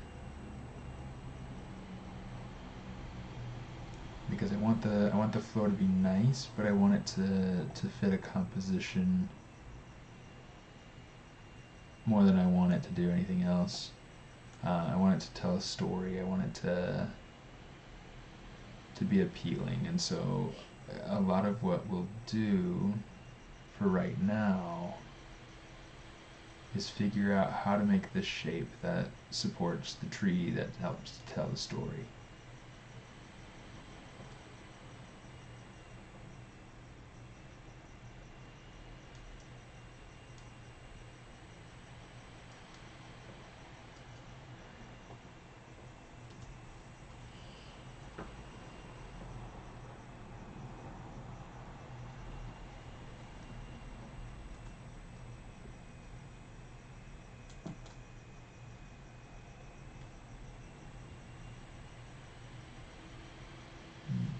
starting to be a little bit better.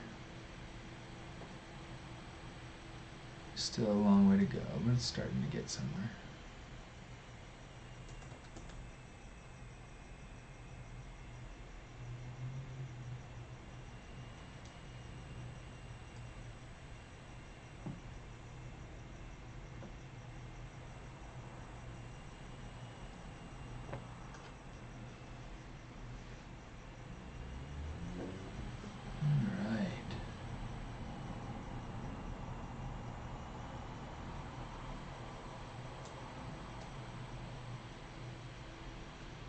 Maybe what we need to do, let's do this. Let's come up, subtool, let's go to our tree.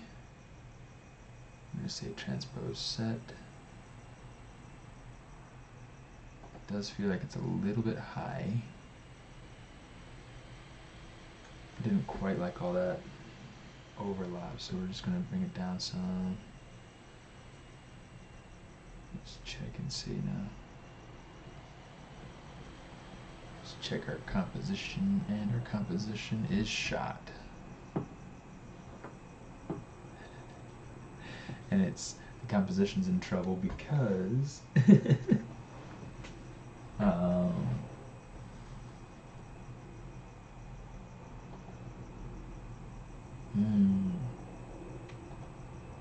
that's a good idea. That's a good idea. Is it Dahan? Dahan? Dahan? It's a good idea. I like that. Making the nails cut into the chocolate.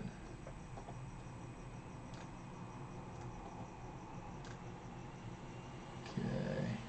Just for the sake of being able to check the composition that I want, I'm gonna do that. Let's hit actual. Okay, so since we're focusing on this tree, we should be alright. Oops, that's not what I want.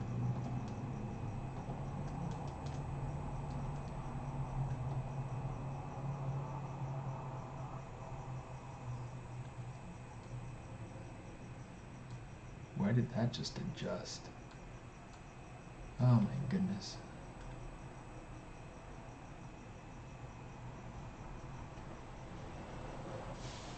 Okay, something like that, more or less.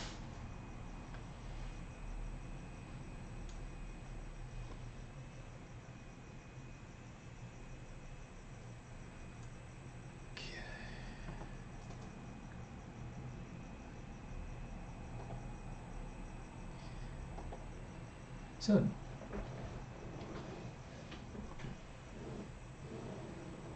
Niffer, huh? Okay.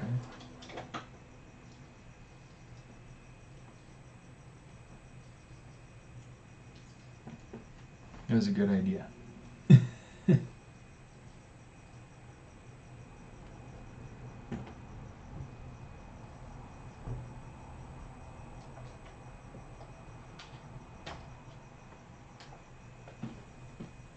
Yeah, I think that's a good idea. I think for that same reason. You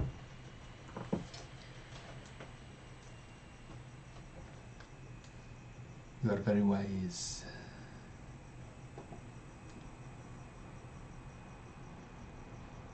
Let's bring that in some.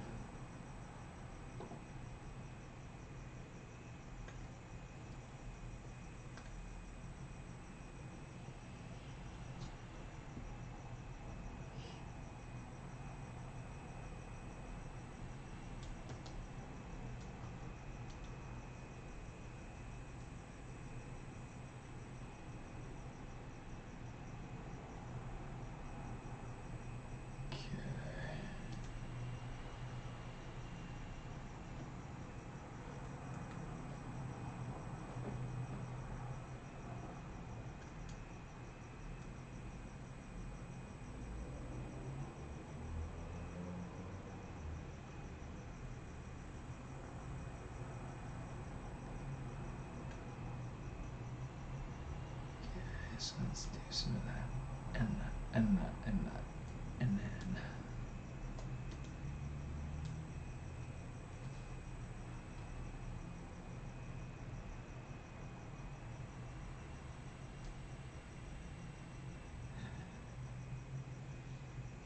people are saying hello.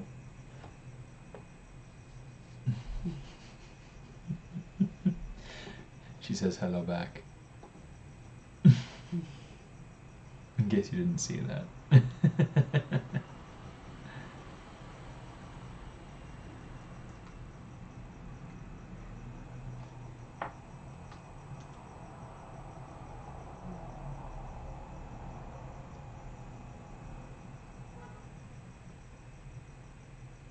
let me see.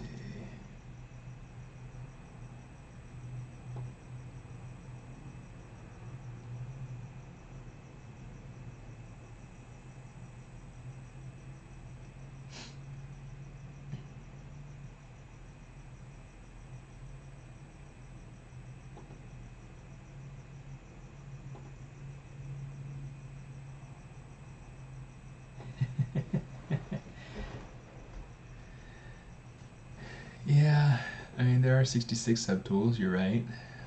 It does get a little bit hard to keep track of things, but because of folders, it just makes everything so much easier. So I've got my Dragon 2 right here, okay, which is the one that's being stepped on. I've got Dragon 1, which is the one that's kind of coming around, crashing through the mound of chocolate on top. I've got the mountain. I've got the coconut grass, which I need to make another folder for set dressing, which I might go through and include the tree on that. We'll see. We'll have to see. I have one for these Oreos that I am going through and putting in eventually. I leave them off typically because they're pretty heavy. They don't have a whole lot of topology to them yet, at least not refined topology. So they do take up a lot of memory space, and they really slow down the scene when they're turned on. So I like to leave them off. It works a lot smoother that way. I have this other tree which I might actually end up deleting, but we'll have to see kind of what's going on. That's the original tree that I had when I first started the project. But yeah, the big thing that kind of helps me is kind of knowing how I organize things, and I try to get things organized. If I'm working on a scene where I have environment aspects and character aspects, I have the environment at the top, and then I have the characters at the bottom. And it just kind of matters like what's the main thing of this file. So if I'm trying to think about the, in fact, there you go, my mountain. So mountain is the base. On it grows the grass. The gumdrops are rocks, boulders, whatnot. Oreos are on there too, and then the trees kind of grow on top of everything. So trying to keep like a hierarchy of what's going on. The character, I have that as its own subtool group, as its own folder, which includes the fish. Little fishy. Camera slider. Not sure, unless you're talking about this right here. There's this, which will make it so I can't change my camera view, but it'll allow me to kind of sculpt and play with my scene. Don't know if that's what you're referring to. You turn that on and off. You can assign a hotkey too, but I don't use it a whole lot. This visibility count, that allows you to kind of make your subtool list longer and shorter. So that's really helpful. Especially if you're working with a lot of different subtools in a row that you want to be able to kind of see, or if you want to be able to shorten your list so that you don't see as many. Yeah, it's kind of up to you. Oh, are you talking about this? This, okay, I see what you're talking about. So what this is this is the timeline, okay? And over here, this is just dealing with the camera. So I think you have other options to things that you can add to. that you can add to the timeline. I'm not entirely sure like how to add other things to the timeline, but essentially what I can do is I can change my view, and I can make a little keyframe just by clicking on the timeline, and I can just click back and forth, and I can like using my left and right arrows, and I can get to different. These are the ones that are for a bigger document space, but I can get to my other keyframes. So it makes it really helpful. Makes it really easy to kind of keep track of my views. Yeah, so hopefully that's what you're talking about, right? Let me know if I'm wrong. Yeah, so it's really nice. I actually learned about that while I was at DreamWorks, and it's been a really helpful tool for me so far.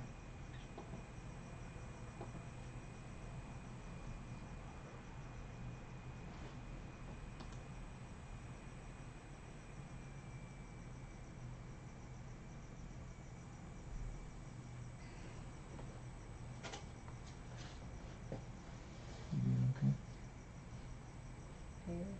Mm-hmm.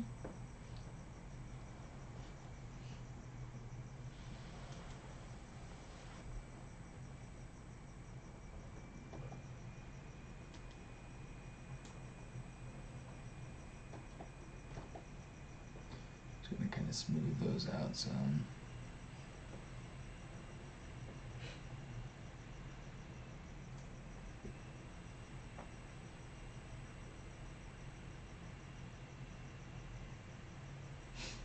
Yeah, it can be used as a way to be able to navigate in a crowded scene. I like to use it as a way to be able to keep track of my different render views. So if I wanted to be able to render from here, I can make that a view. If I wanted to be able to render from a different angle, I can bookmark it. It's kind of like a bookmark. If you're familiar with bookmarks inside of Maya, I use those a lot. Makes it really easy for if I'm working on something for my art director and she needs to be able to see see this part of the scene or jump over to this part of the scene. It makes it really easy than having like a lot easier than having to manually navigate.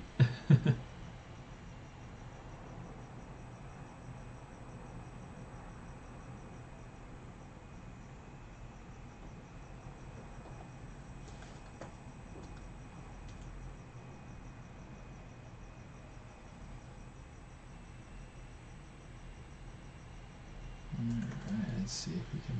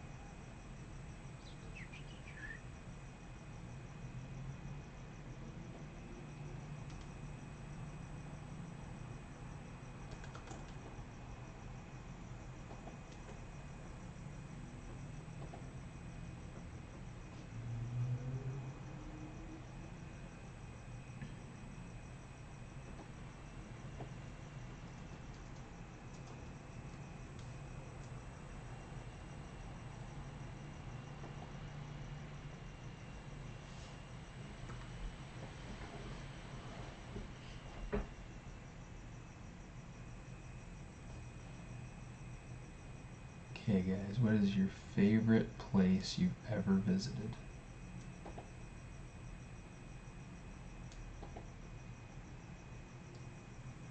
It doesn't have to be far from home. It can be grandma's house. It can be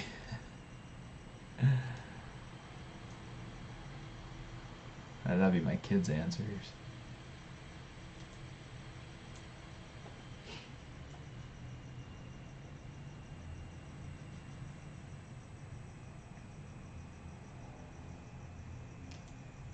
My favorite places is there's a botanical garden close to home, close to where we live here. It's called the Huntington Library, and I just love going there. And we go there as a family, and we let the kids run around, and lots of different trees and flowers, and it's like some days it can get really crowded, but I've yet to see a day where it's so crowded that it's not also still peaceful.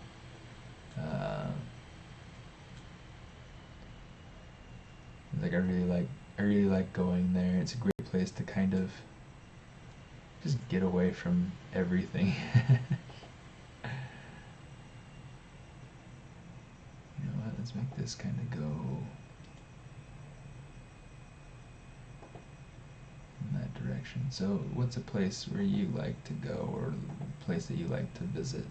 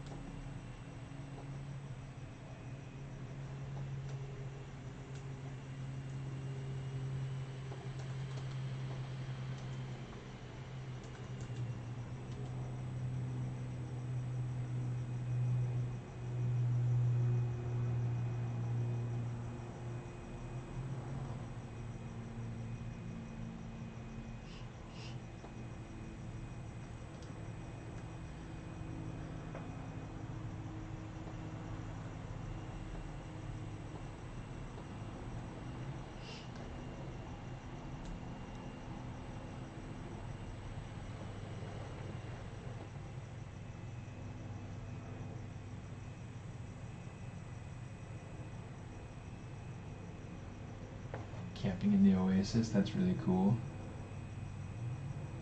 Sitting out, eating the dates all day. I get a question about my PC fans every time.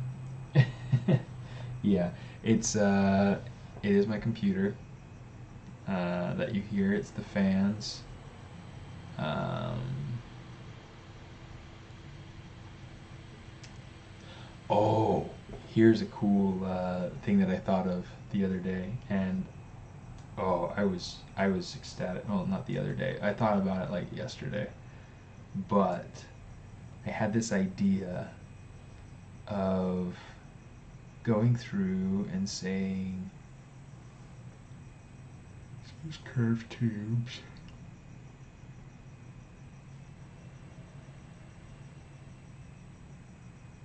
That's way big.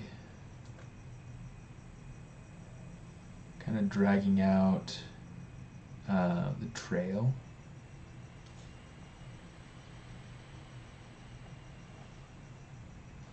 Let's actually, let's come over here, stroke, lock start. And my idea was to take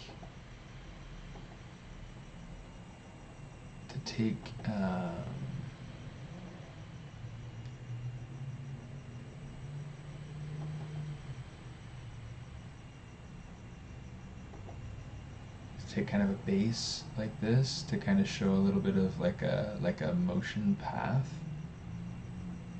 for the dragon, and then so like sculpt it so that it looks kind of like a cool like swoosh of motion, and then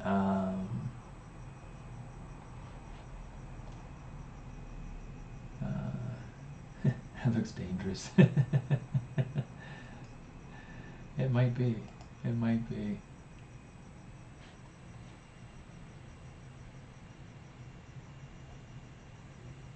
Oh, wow. Yeah, that is just like the movies. Desolate desert surrounding an oasis. That is so cool. There's a zoo. Oh, honey, we gotta go to the zoo. It's the zoo in an oasis in Tunisia. We gotta go visit sometime. Tunisia. Yeah, baby, look at that. Oh my gosh. What does it have to do with anything? I'm confused. Oh, so this is one of the people on the stream is from there. That's where he lives. Oh, from Tunisia? Yeah. It would be a cool place to visit, but not before we went to visit. Well, it's right by Europe. We can go and visit Europe too.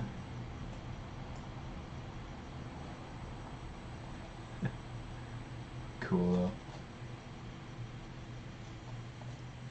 It opens at 9 a.m. Claim this business. I can't claim that business. It's not mine. And if you really were Google, you would know that.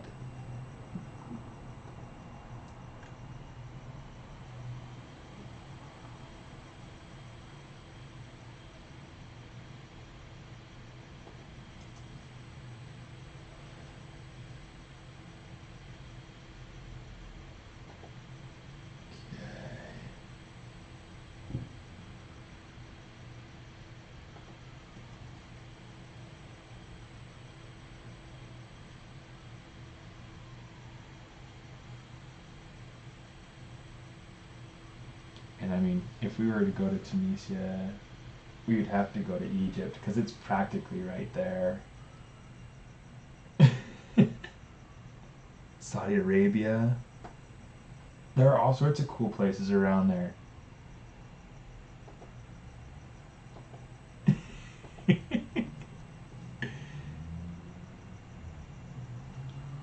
Cool in like an awesome sense, not cool in a temperature-wise sense, because although at night it gets cooler.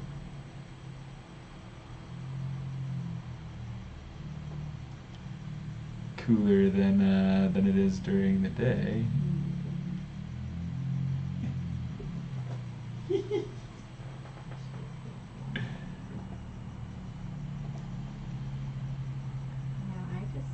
want to go to Paris, but hopefully when they get over all the crazy going on over there. Yeah. Should that ever happen, I guess. And I really want to go back to London. I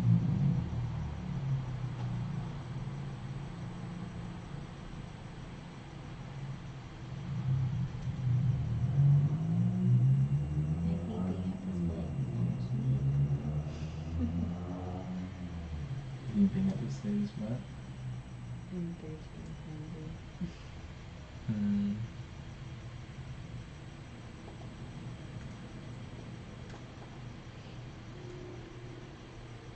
You can lie down if you like.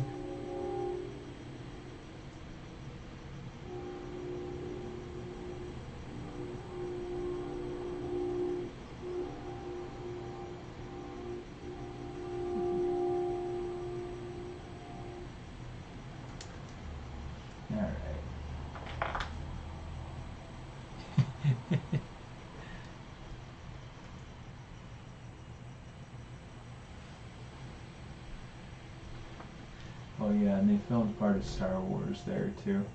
No, I want to go there.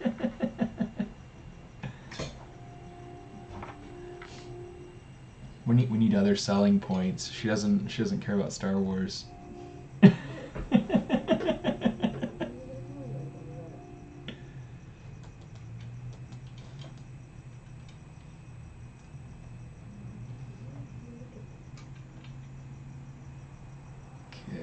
this goes into Dragon 1. Uh-oh. Where did it go? Oh, I bet it, yeah, it's in there. It's in there. It's just that I have it selected.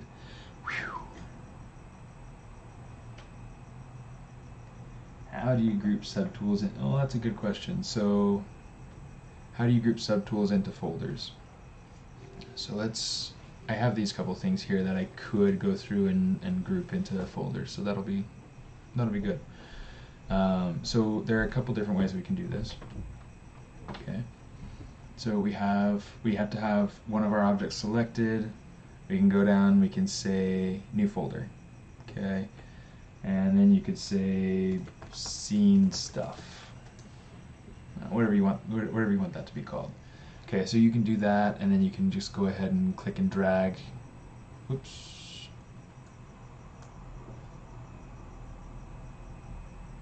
I have no idea why that came out of there, but where did the cocoa grass go to? I don't know why that came out. But you can click and you can drag between the different folders like that. Okay, so really, really nice and easy. The other thing you can do, let's just say delete folder. Okay, so the other thing you can do is you can hit W, bring out your Gizmo 3D. Okay, you have one of your subtools selected. You turn on your multiple deal here.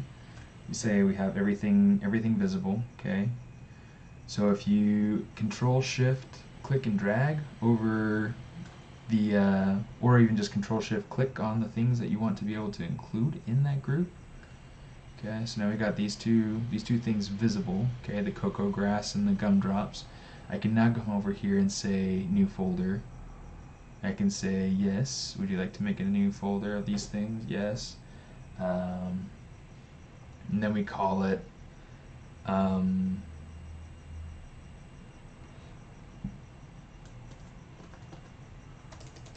I want to call it something more professional. Set dressing. Okay, so now I've got that going on right there. And now I can turn off that multiple thing going on there. So now I've got all those, well, because I have the grass selected, so we can turn that on and off. And yeah, works really nicely. Works really, really nicely. So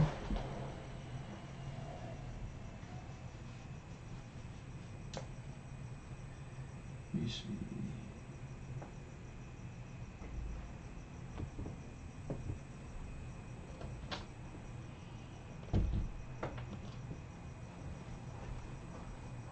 The second biggest Roman Colosseum. So would that be the second biggest after the Colosseum in Rome?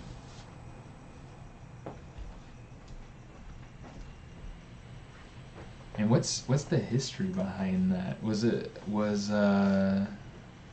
Tunisia one of those places where, like, were the Romans coming in to be able to kind of conquer and enslave people, and for sport's sake or something, or what's? That sounds like a really kind of terrible thing to do. It's like, we're just going to come and we're just going to do something terrible to you guys for the sake of sport. Of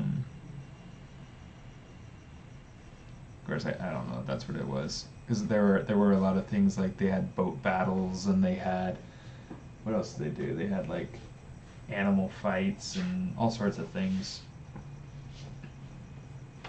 inside of the Roman Colosseum. So, and then they had criminals like fighting, and they had all sorts of weird, crazy things that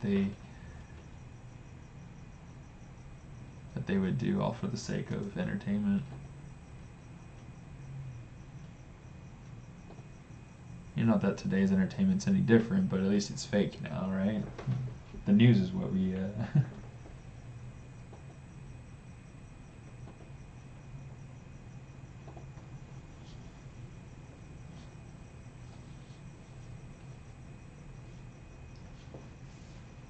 So is it hard to hear me then? I hope not. I mean, the mic. Yeah, so the microphone is on the webcam. I wonder if maybe I just need to set up my real mic.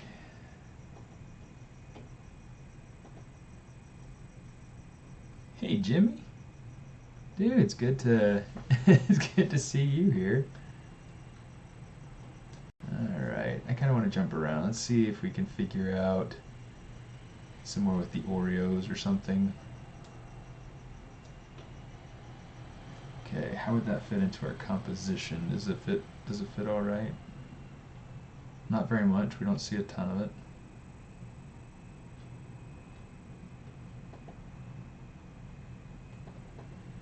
Let me see.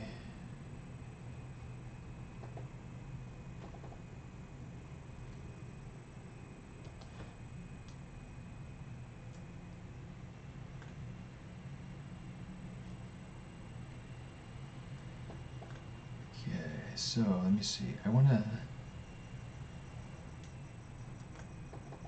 play with this a little bit.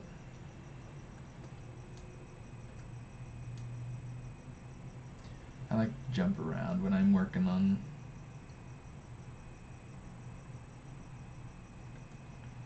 big projects.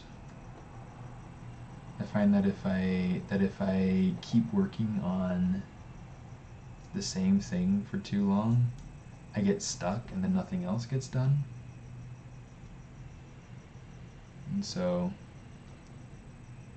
may I have one of your beautifully cut cucumber?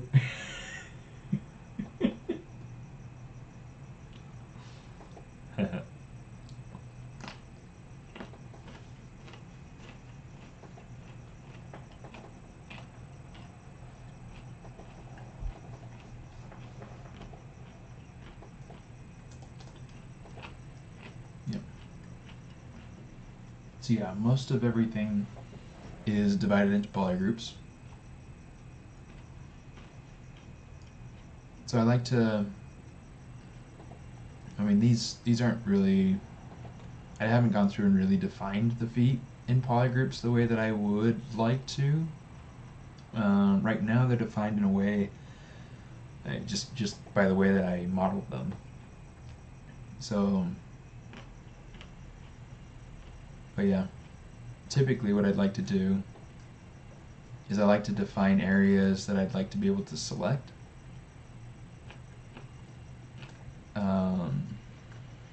So like right now I have things like the neck, it's separated out. So if I click on that, if I control click on that, it'll allow me to mask everything else out. And then I can control and alt select around the head, and now the head's free to move with the neck. So it's a good way to be able to make some quicker selections. Okay.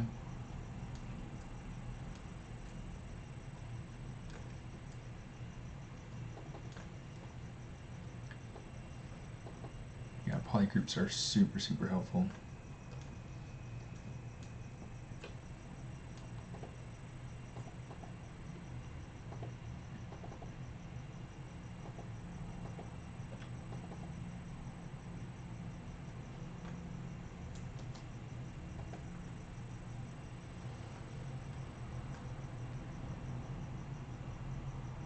Anyone who says otherwise can talk to me, and I will give them all the reasons why.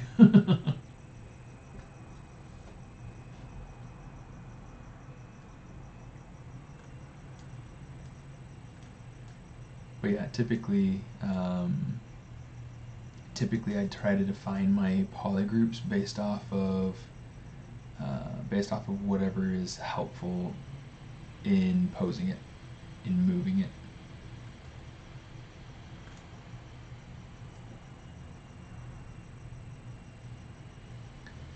Right now,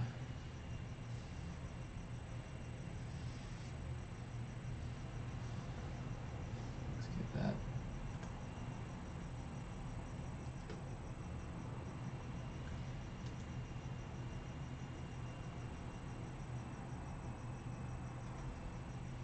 Right now, I don't need the rest of that around right now, so let's just hide it. I need to fix the way that this leg is, oh shoot, this leg is transitioning into the body.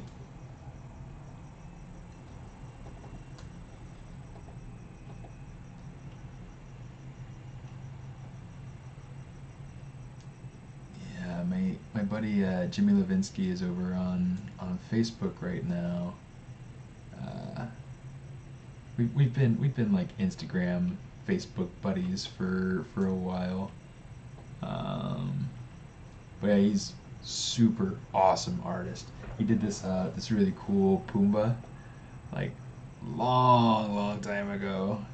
And I remember like saving his demo reel to my computer because like I loved that Pumbaa. It was so nice.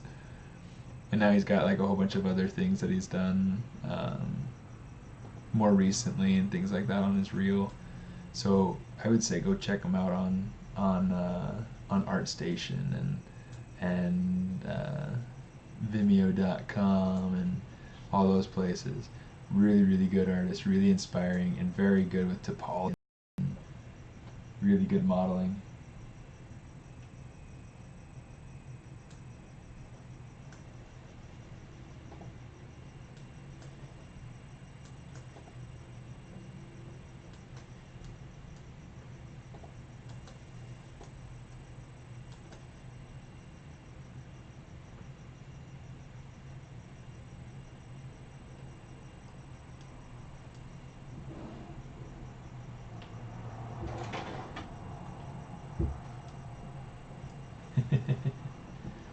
Nope. Well, she's kind of my eternal girlfriend. She's my wife. She's better. Somebody's asking if you're my girlfriend. Well, I wish for about 2 weeks. Oh, come on. Maybe.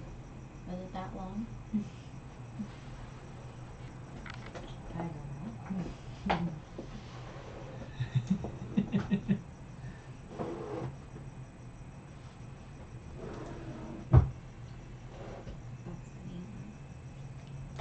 People not know that you're married, Jay. It's not something I hide, so.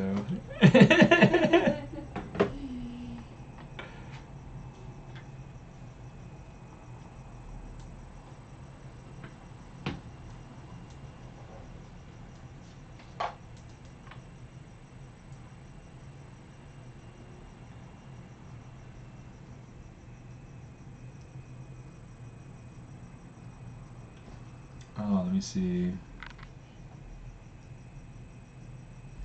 When you have a subtool, how do you get its own axis and demirror and so on? Let me see.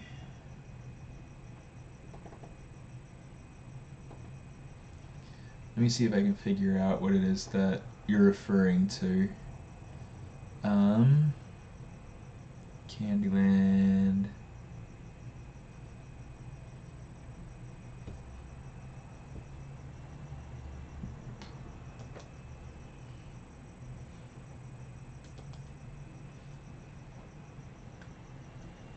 Okay, so here is the dragon just by itself. Full topology, you know, ready for production, those sorts of things. So let me see.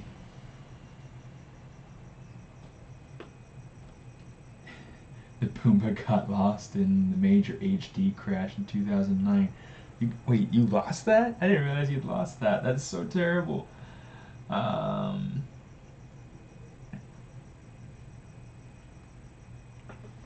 Okay.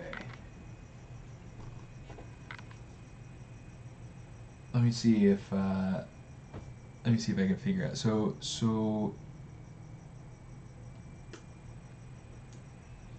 Udre. Let me see if I can figure out what you're asking. So essentially, you're saying, how do you? See, I don't want to align the main tool that has the x-axis.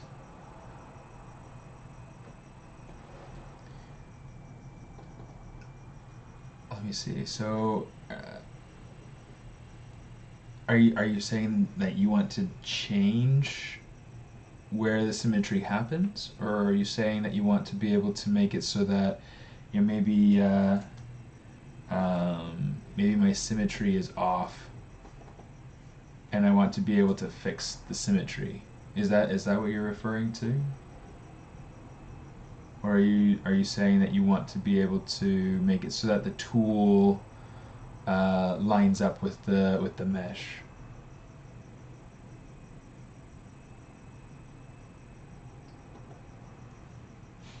Yeah. Currently, I'm working with Walt Disney Imagineering, designing stuff for Disneyland Tokyo. Stuff that I'll be lucky to see.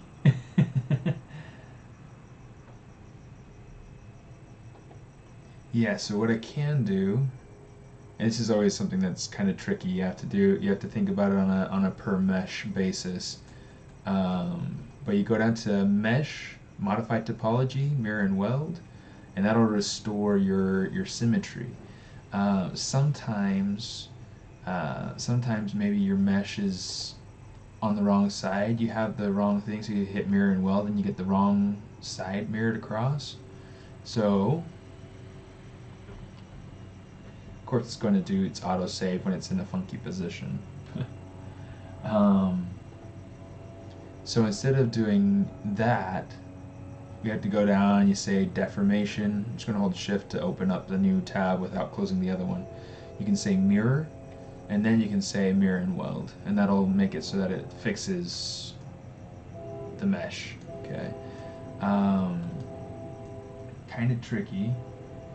And if you're doing it with multiple subtools, I don't know that you can, well, you can, but one by one, right? I don't know if Subtool Master has something like that. Let me see.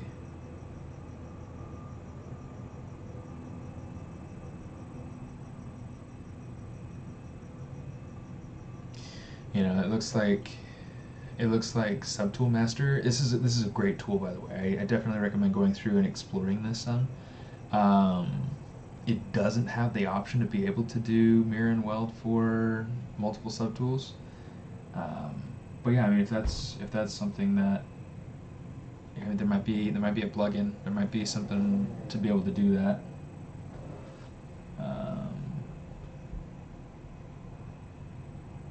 Yeah.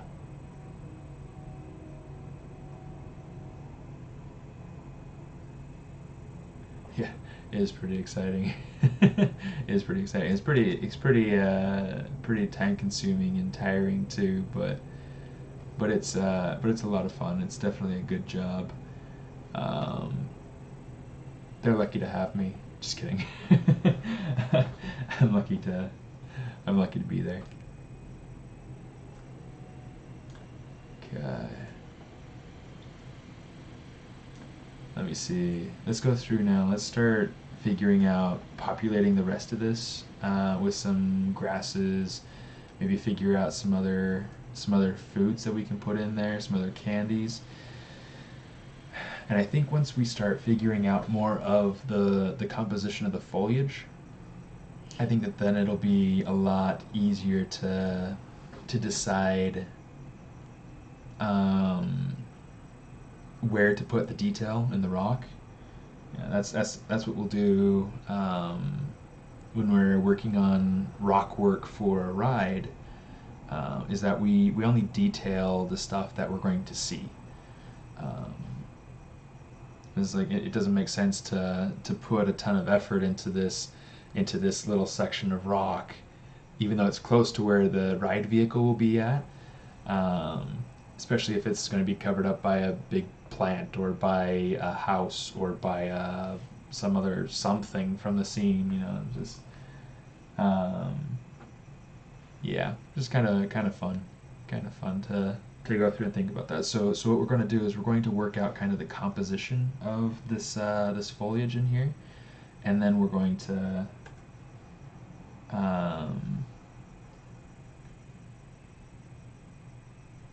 and then we'll go ahead and we'll move on from there. So I have a series of different pieces that I've started kind of building out for this, different brushes for this scene. Okay, so I'm going to take. I'm gonna do something real quick. Let's do this. We're going to take this piece, Control Shift D, and solo it out. I'm gonna change to mask pen. And I just want to kind of mask out areas where I want to have grass growing. Okay. Hopefully this will make a whole lot more sense in a minute. What I'm essentially going to be going through and doing is I'm going to use this mask to create a polygroup, and I'm going to separate it out, and then I'm going to go ahead and take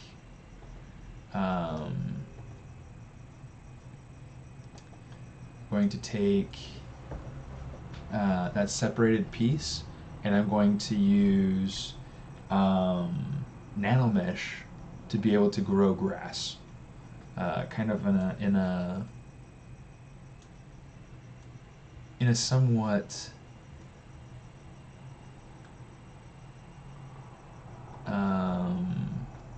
automated kind of way.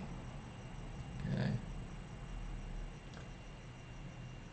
Put some over there. Let's put some down over here. Let's put some over here.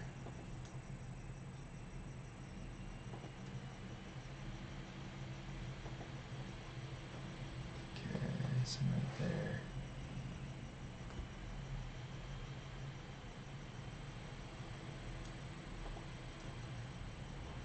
Got about 15 minutes, so let's see how much of this we can get through.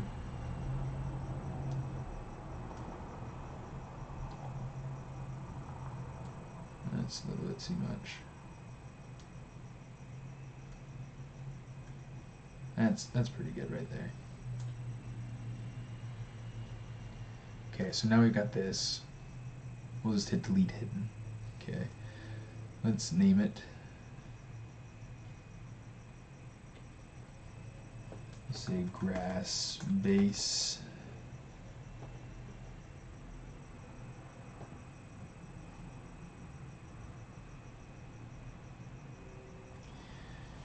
Can't you Dynamesh when you polygroup?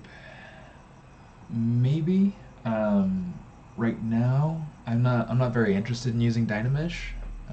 Most of what I'm doing right now involves meshes that have topology already, and so I want to keep and maintain that mesh the way it is.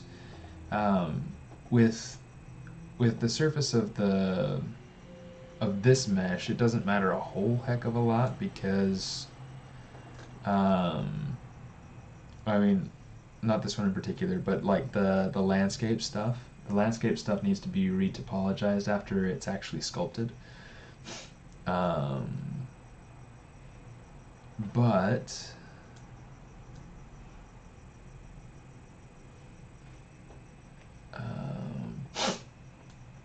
yeah, by going through and having Dynamesh turned on for stuff, it'll go through and it'll give me a whole lot of extra geometry that ZBrush has to think about.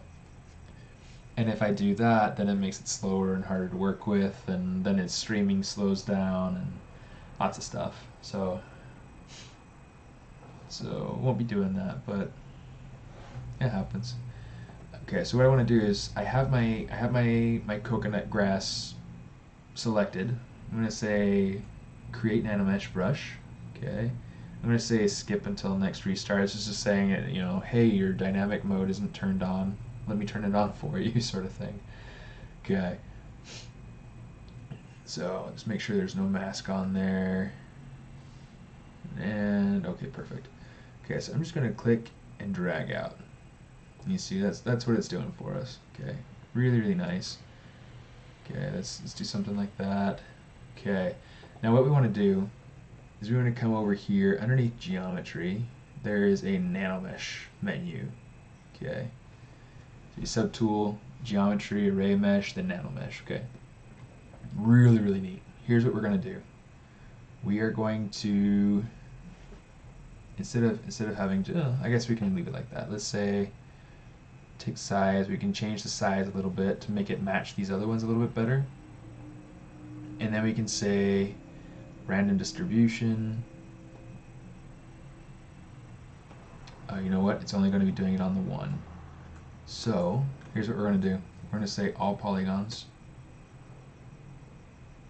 Now we got something more like that going on. Okay. So let's go ahead and say random distribution. That's a little too much. Now what we can do is we can do multiples of these. Okay, we can do several different sets of them. Okay, so say for instance, maybe it's actually too angled, because it is. What I can do, let's get rid of it, because I'm not liking how that's looking. We can come over here, let's get rid of pieces that point sideways, pieces that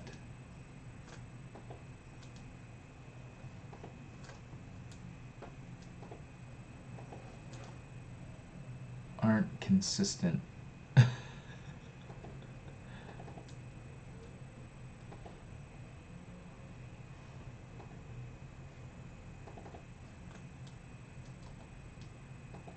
Okay.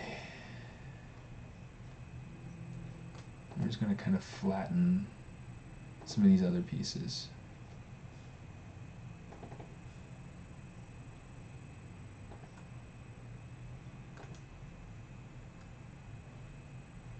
This will help to get me kind of a flat surface, and then I can kind of push and pull things as I need to.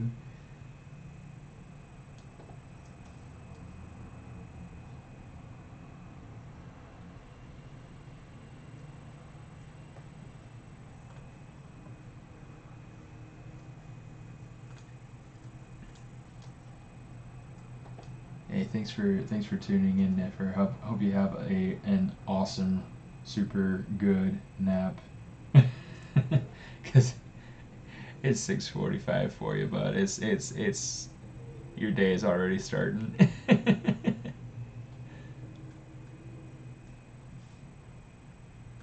But hey, at least it's Saturday, right? I don't know what things are like for you guys in Tunisia, but it's Saturday here is always like really busy, always kind of like an errands type day where you go and you take care of take care of all the groceries.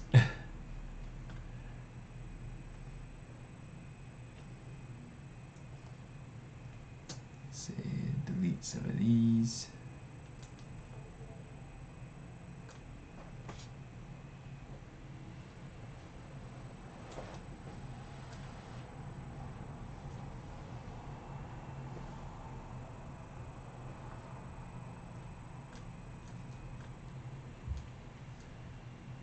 Okay. Now we're gonna try. Oh. Insert nanomesh, all polygons. That's one of the tricky things about the Nanomesh brushes, is that they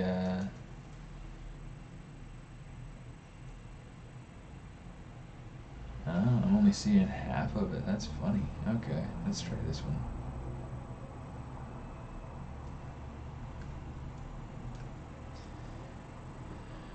Okay. One of the tricky things about the Nanomesh brushes is that they are Z-modeler brushes. That's how they function. So that also gives you a lot of functionality that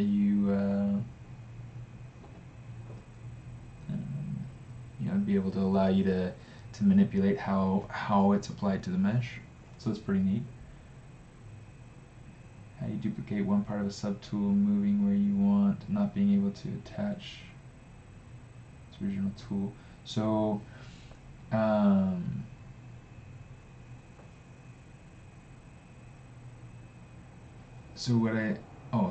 be streaming on Fridays, 8 o'clock Pacific time.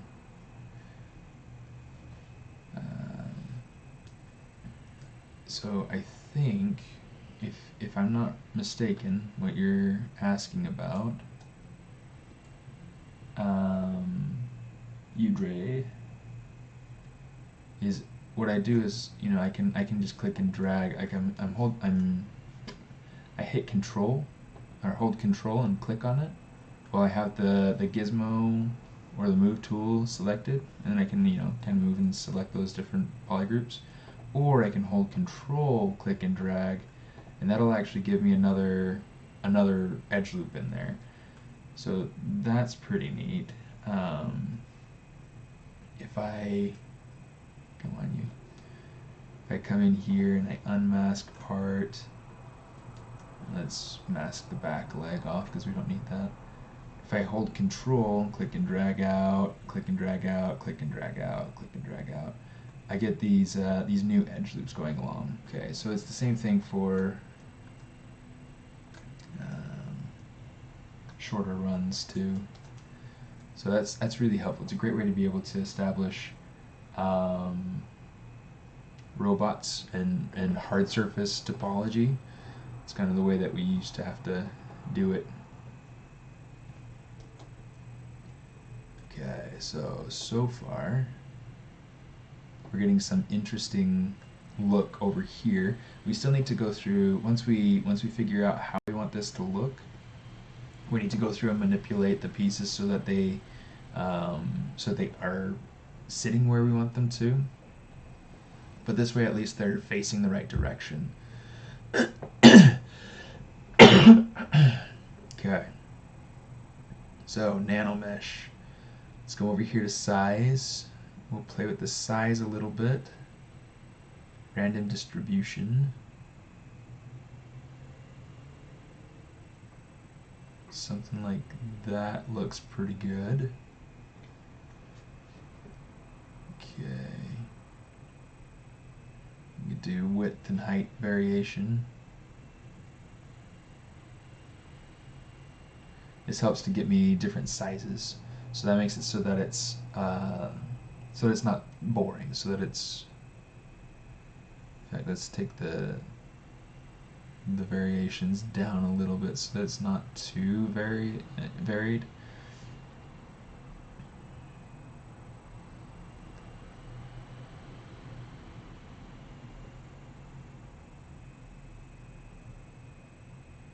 Okay.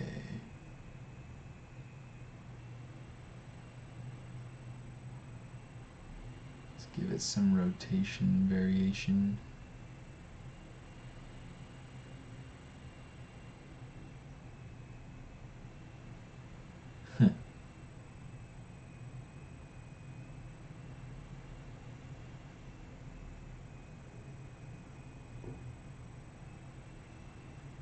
Okay, there we go. Let's take the rotation down to like 10.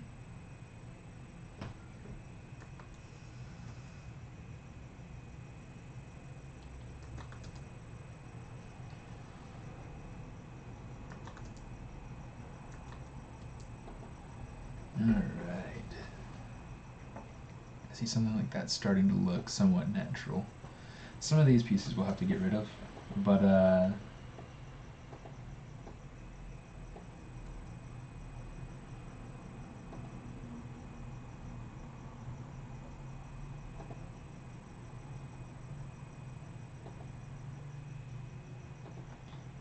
in a future live teach to create hair for games, should I insist on fiber mesh or should I try to use the XGen?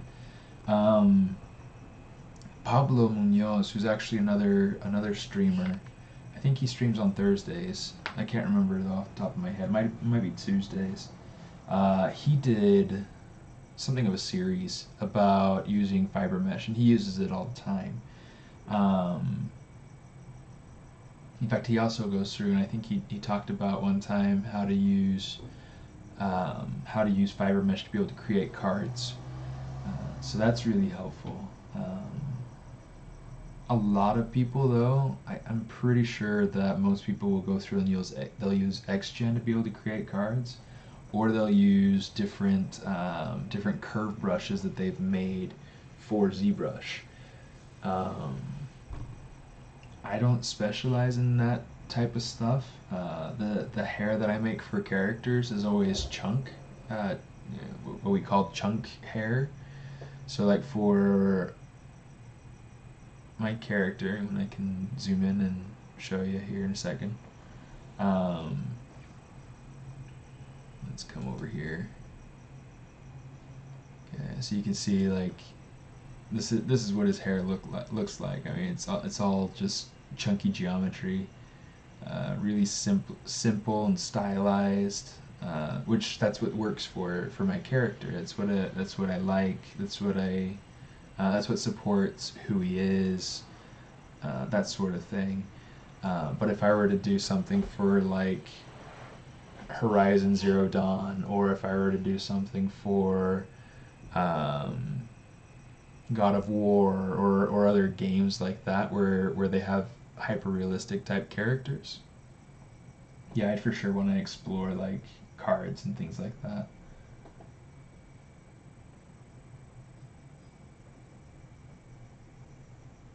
Ah, I see what you're talking about. Okay.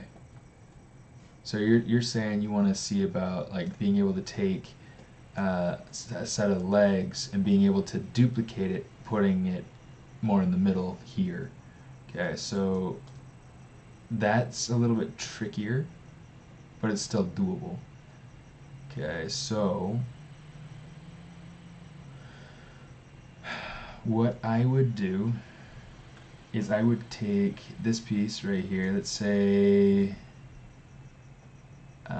actually let's do it like this. Let's go ahead into the polygon actions. I'm going to say delete polyloop, and I'm just going to delete. Okay. I'm just going to kind of mask out everything except for that leg. I'm just trying to get, oops, to a point where I can have that be the only thing that's not masked. Then I can hold Control, click and drag. I actually did think about having the dragon have 6 legs, 6 limbs. I just thought it would be so appealing, so interesting, you know. And it's like, you know, posing a dragon with 6 legs, just kind of different. But breakfast time. Well, cheers, dude. Have a good breakfast. Yeah. So that's how I would start it. And then what you want to do is you want to. In fact, what I do, let's take this and move it away from the body a little bit. Okay, and then I want to keep this arm in line with the other one. Okay, so what we're gonna do is we're gonna find delete single poly. Okay, we gotta count 1, 2, 3, 4. So 1, 2, 3, 4. Okay, and then I need to say, okay, 1, 2, 3, 4, 5, 6. 2, 3, 4, 5, 6. And now we can just connect the dots. Okay.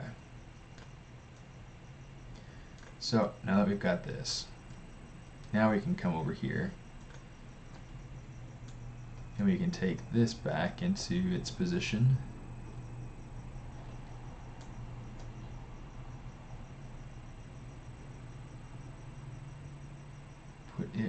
needs to be.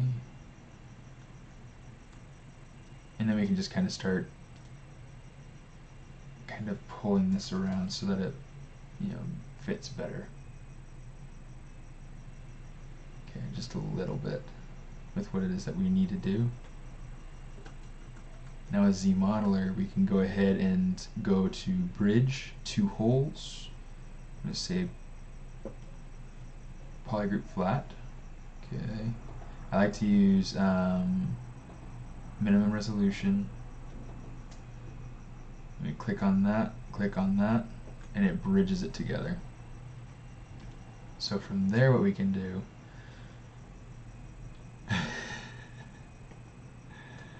we just kind of smooth that out.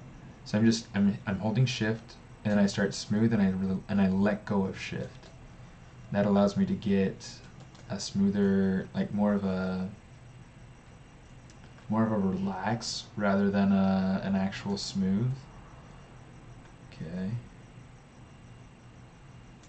Same thing with here. Okay. And if I don't like the color change right there, I mean, I can come through here and say with smooth, I can just, you know, smooth that out, and it kind of gets rid of it.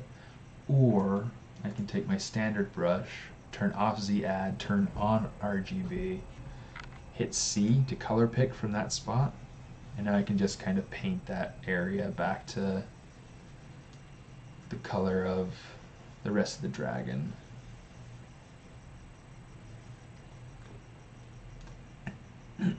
So it's a really quick thing, okay? And it does get us a variation. So that was actually a really cool request. So thanks for requesting that. It is something that I had thought about doing, but you encouraged me, and I went ahead and did it. So thank you. So now I can go ahead and save this as Dragon D, because it's not Dragon C anymore. In fact, I don't even. Oh, it's really not a tough way to go about it. It's really quite simple. It might be a little intimidating at first, but go back and rewatch it a couple of times if that's something that you're interested in learning how to do. It's a really pretty quick, simple fix. I mean, we did that in 5 minutes.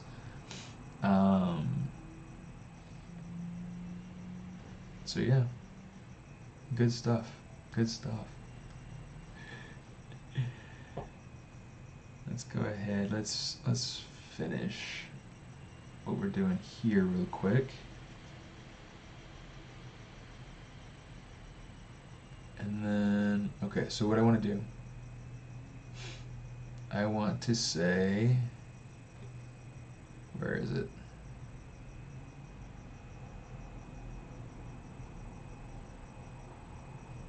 Oh my goodness. There should be like a make mesh button or something like that. I've lost it.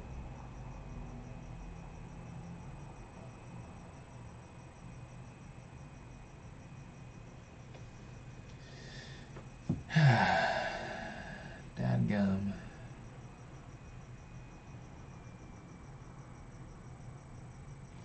Okay, well there's another option. So I can go geometry. I can say convert BPR to geo.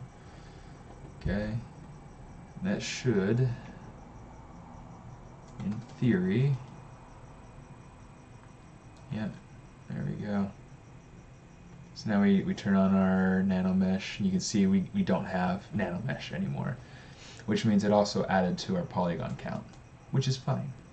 Totally fine. Okay. Let's turn this back to select rectangle. Okay, so this is what we have to work with. So now what we want to do is we just want to use our move brush and start pulling this down to where it needs to be. I'm going to say delete hidden. Let's turn off dynamic, because dynamic is just too dynamic.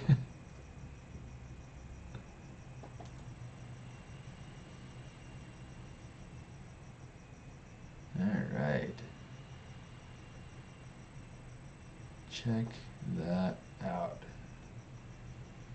Okay, so in this sort of thing, I mean, it's probably something I'll have to finish another time.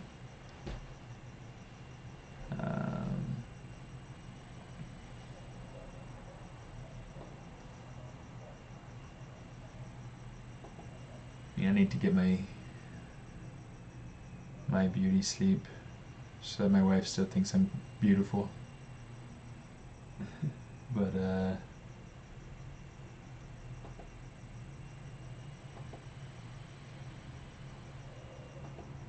I can kind of bring that down there a little bit. A lot of it's just going to be a matter of pushing and pulling.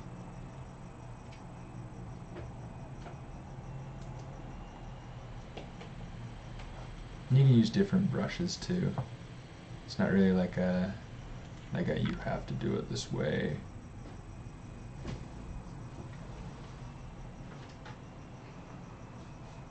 And you'll notice that, like, as I use the move brush to do this, there will be pieces that will deform some, which can be fine. But it's definitely like a personal preference and an aesthetic of the project, and you gotta kind of really consider what it is that you're trying to achieve with it.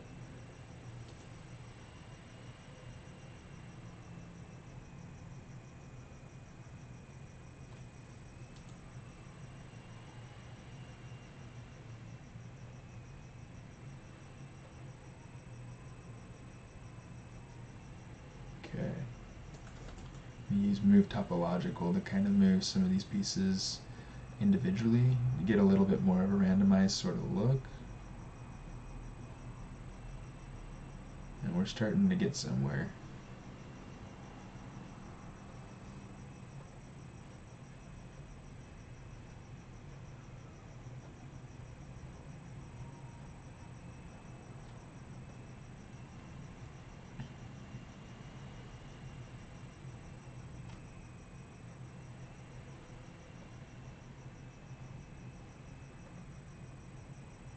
That's kind of one of the interesting things. It's like if I click and drag on a different mesh other than the one that I'm actually working on, using the move topological brush, it'll work like the move brush. So that's kind of an interesting way to be able to kind of get around having to go between the different move brushes. Just in case that was something you wanted to know.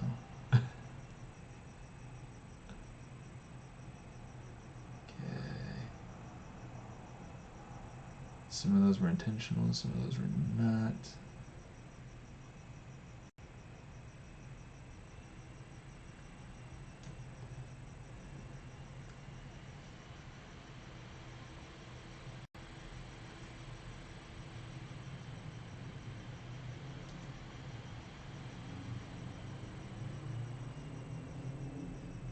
Let's kind of go through and just pull some of these down.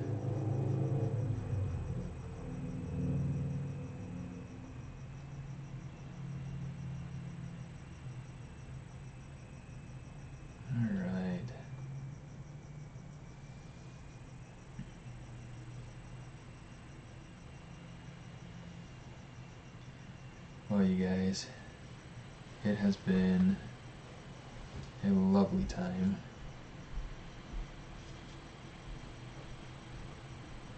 I am ready to hit the sack. And I believe I'm going to hit it pretty hard. It's been a heavy week. But it's been a good week.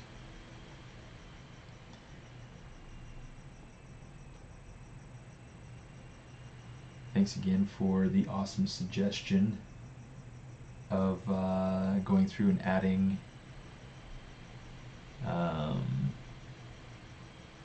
adding limbs, duplicating limbs. Definitely a very good suggestion. So I appreciate that. Let me see if I can see what you're saying right there. Just a second.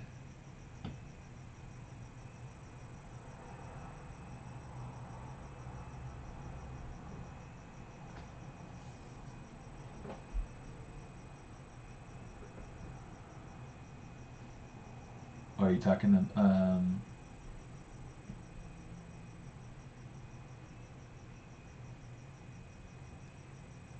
capiro to africano. I don't know. I don't know if that's how you intended that to be said. I know that my wife had a friend growing up. Her last name is Capiro, so that's kind of how I'm reading it. um,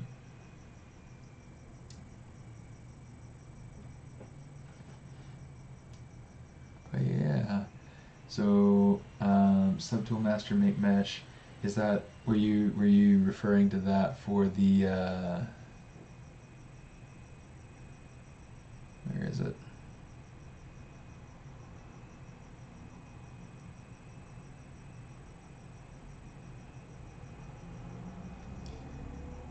Yeah, I think there's supposed to be a button underneath here though that says like make mesh or something like that. But yeah, I mean that's similar sort of idea. The one that I used was under geometry, and then there's this convert BPR to geo, which works. I don't know if that's the best way or the easiest way to do it, but it works. Okay, let's unify this with the other grass. Let's bring this over, make sure that it's all the same. Let's see, let's close that. Let's bring this folder up.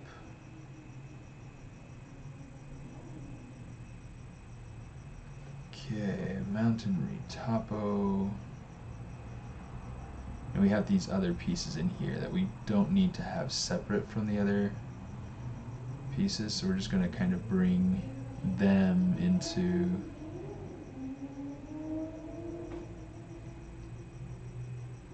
oh, look at that, the Oreo got kicked out.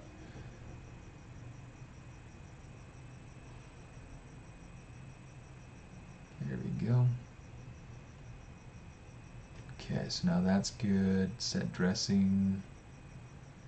Let's go ahead and take this up so that it's, yeah, let's put it right there. Okay, so let's take this. We'll say merge down. Okay.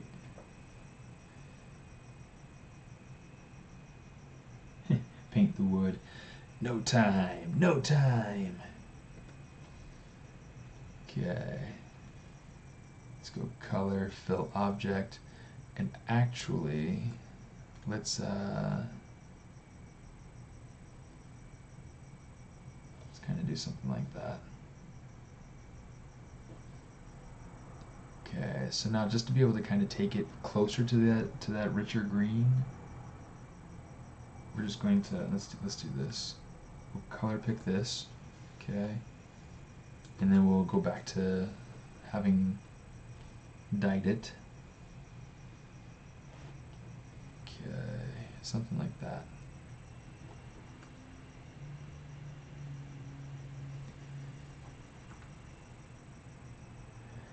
All right. So yeah, that'll be where I leave it for now. Next week I'll go through and I'll probably see about sculpting this part of the of the composition to get the sparkles. Yeah, so the everything in here this is all stuff that I've done by hand during streams. So yeah, maybe I could go through and I could talk about this next week if you remind me. The Oreo is really quite simple. Using radial symmetry, you can go through and you can create it, and it's really quite easy. So easy, a smartest could do it. All right. But yeah. So this is where I'll leave it for now. And yeah, thanks for stopping by and saying hello. And yeah, have a lot of fun getting to just relax and you know, practice some skills, some design, learn new things. There are all sorts of things that that happen during the stream that just they help me to become a better artist. And they hopefully it's a good opportunity for you as well to learn new things. So thanks for stopping by, and see you next Friday.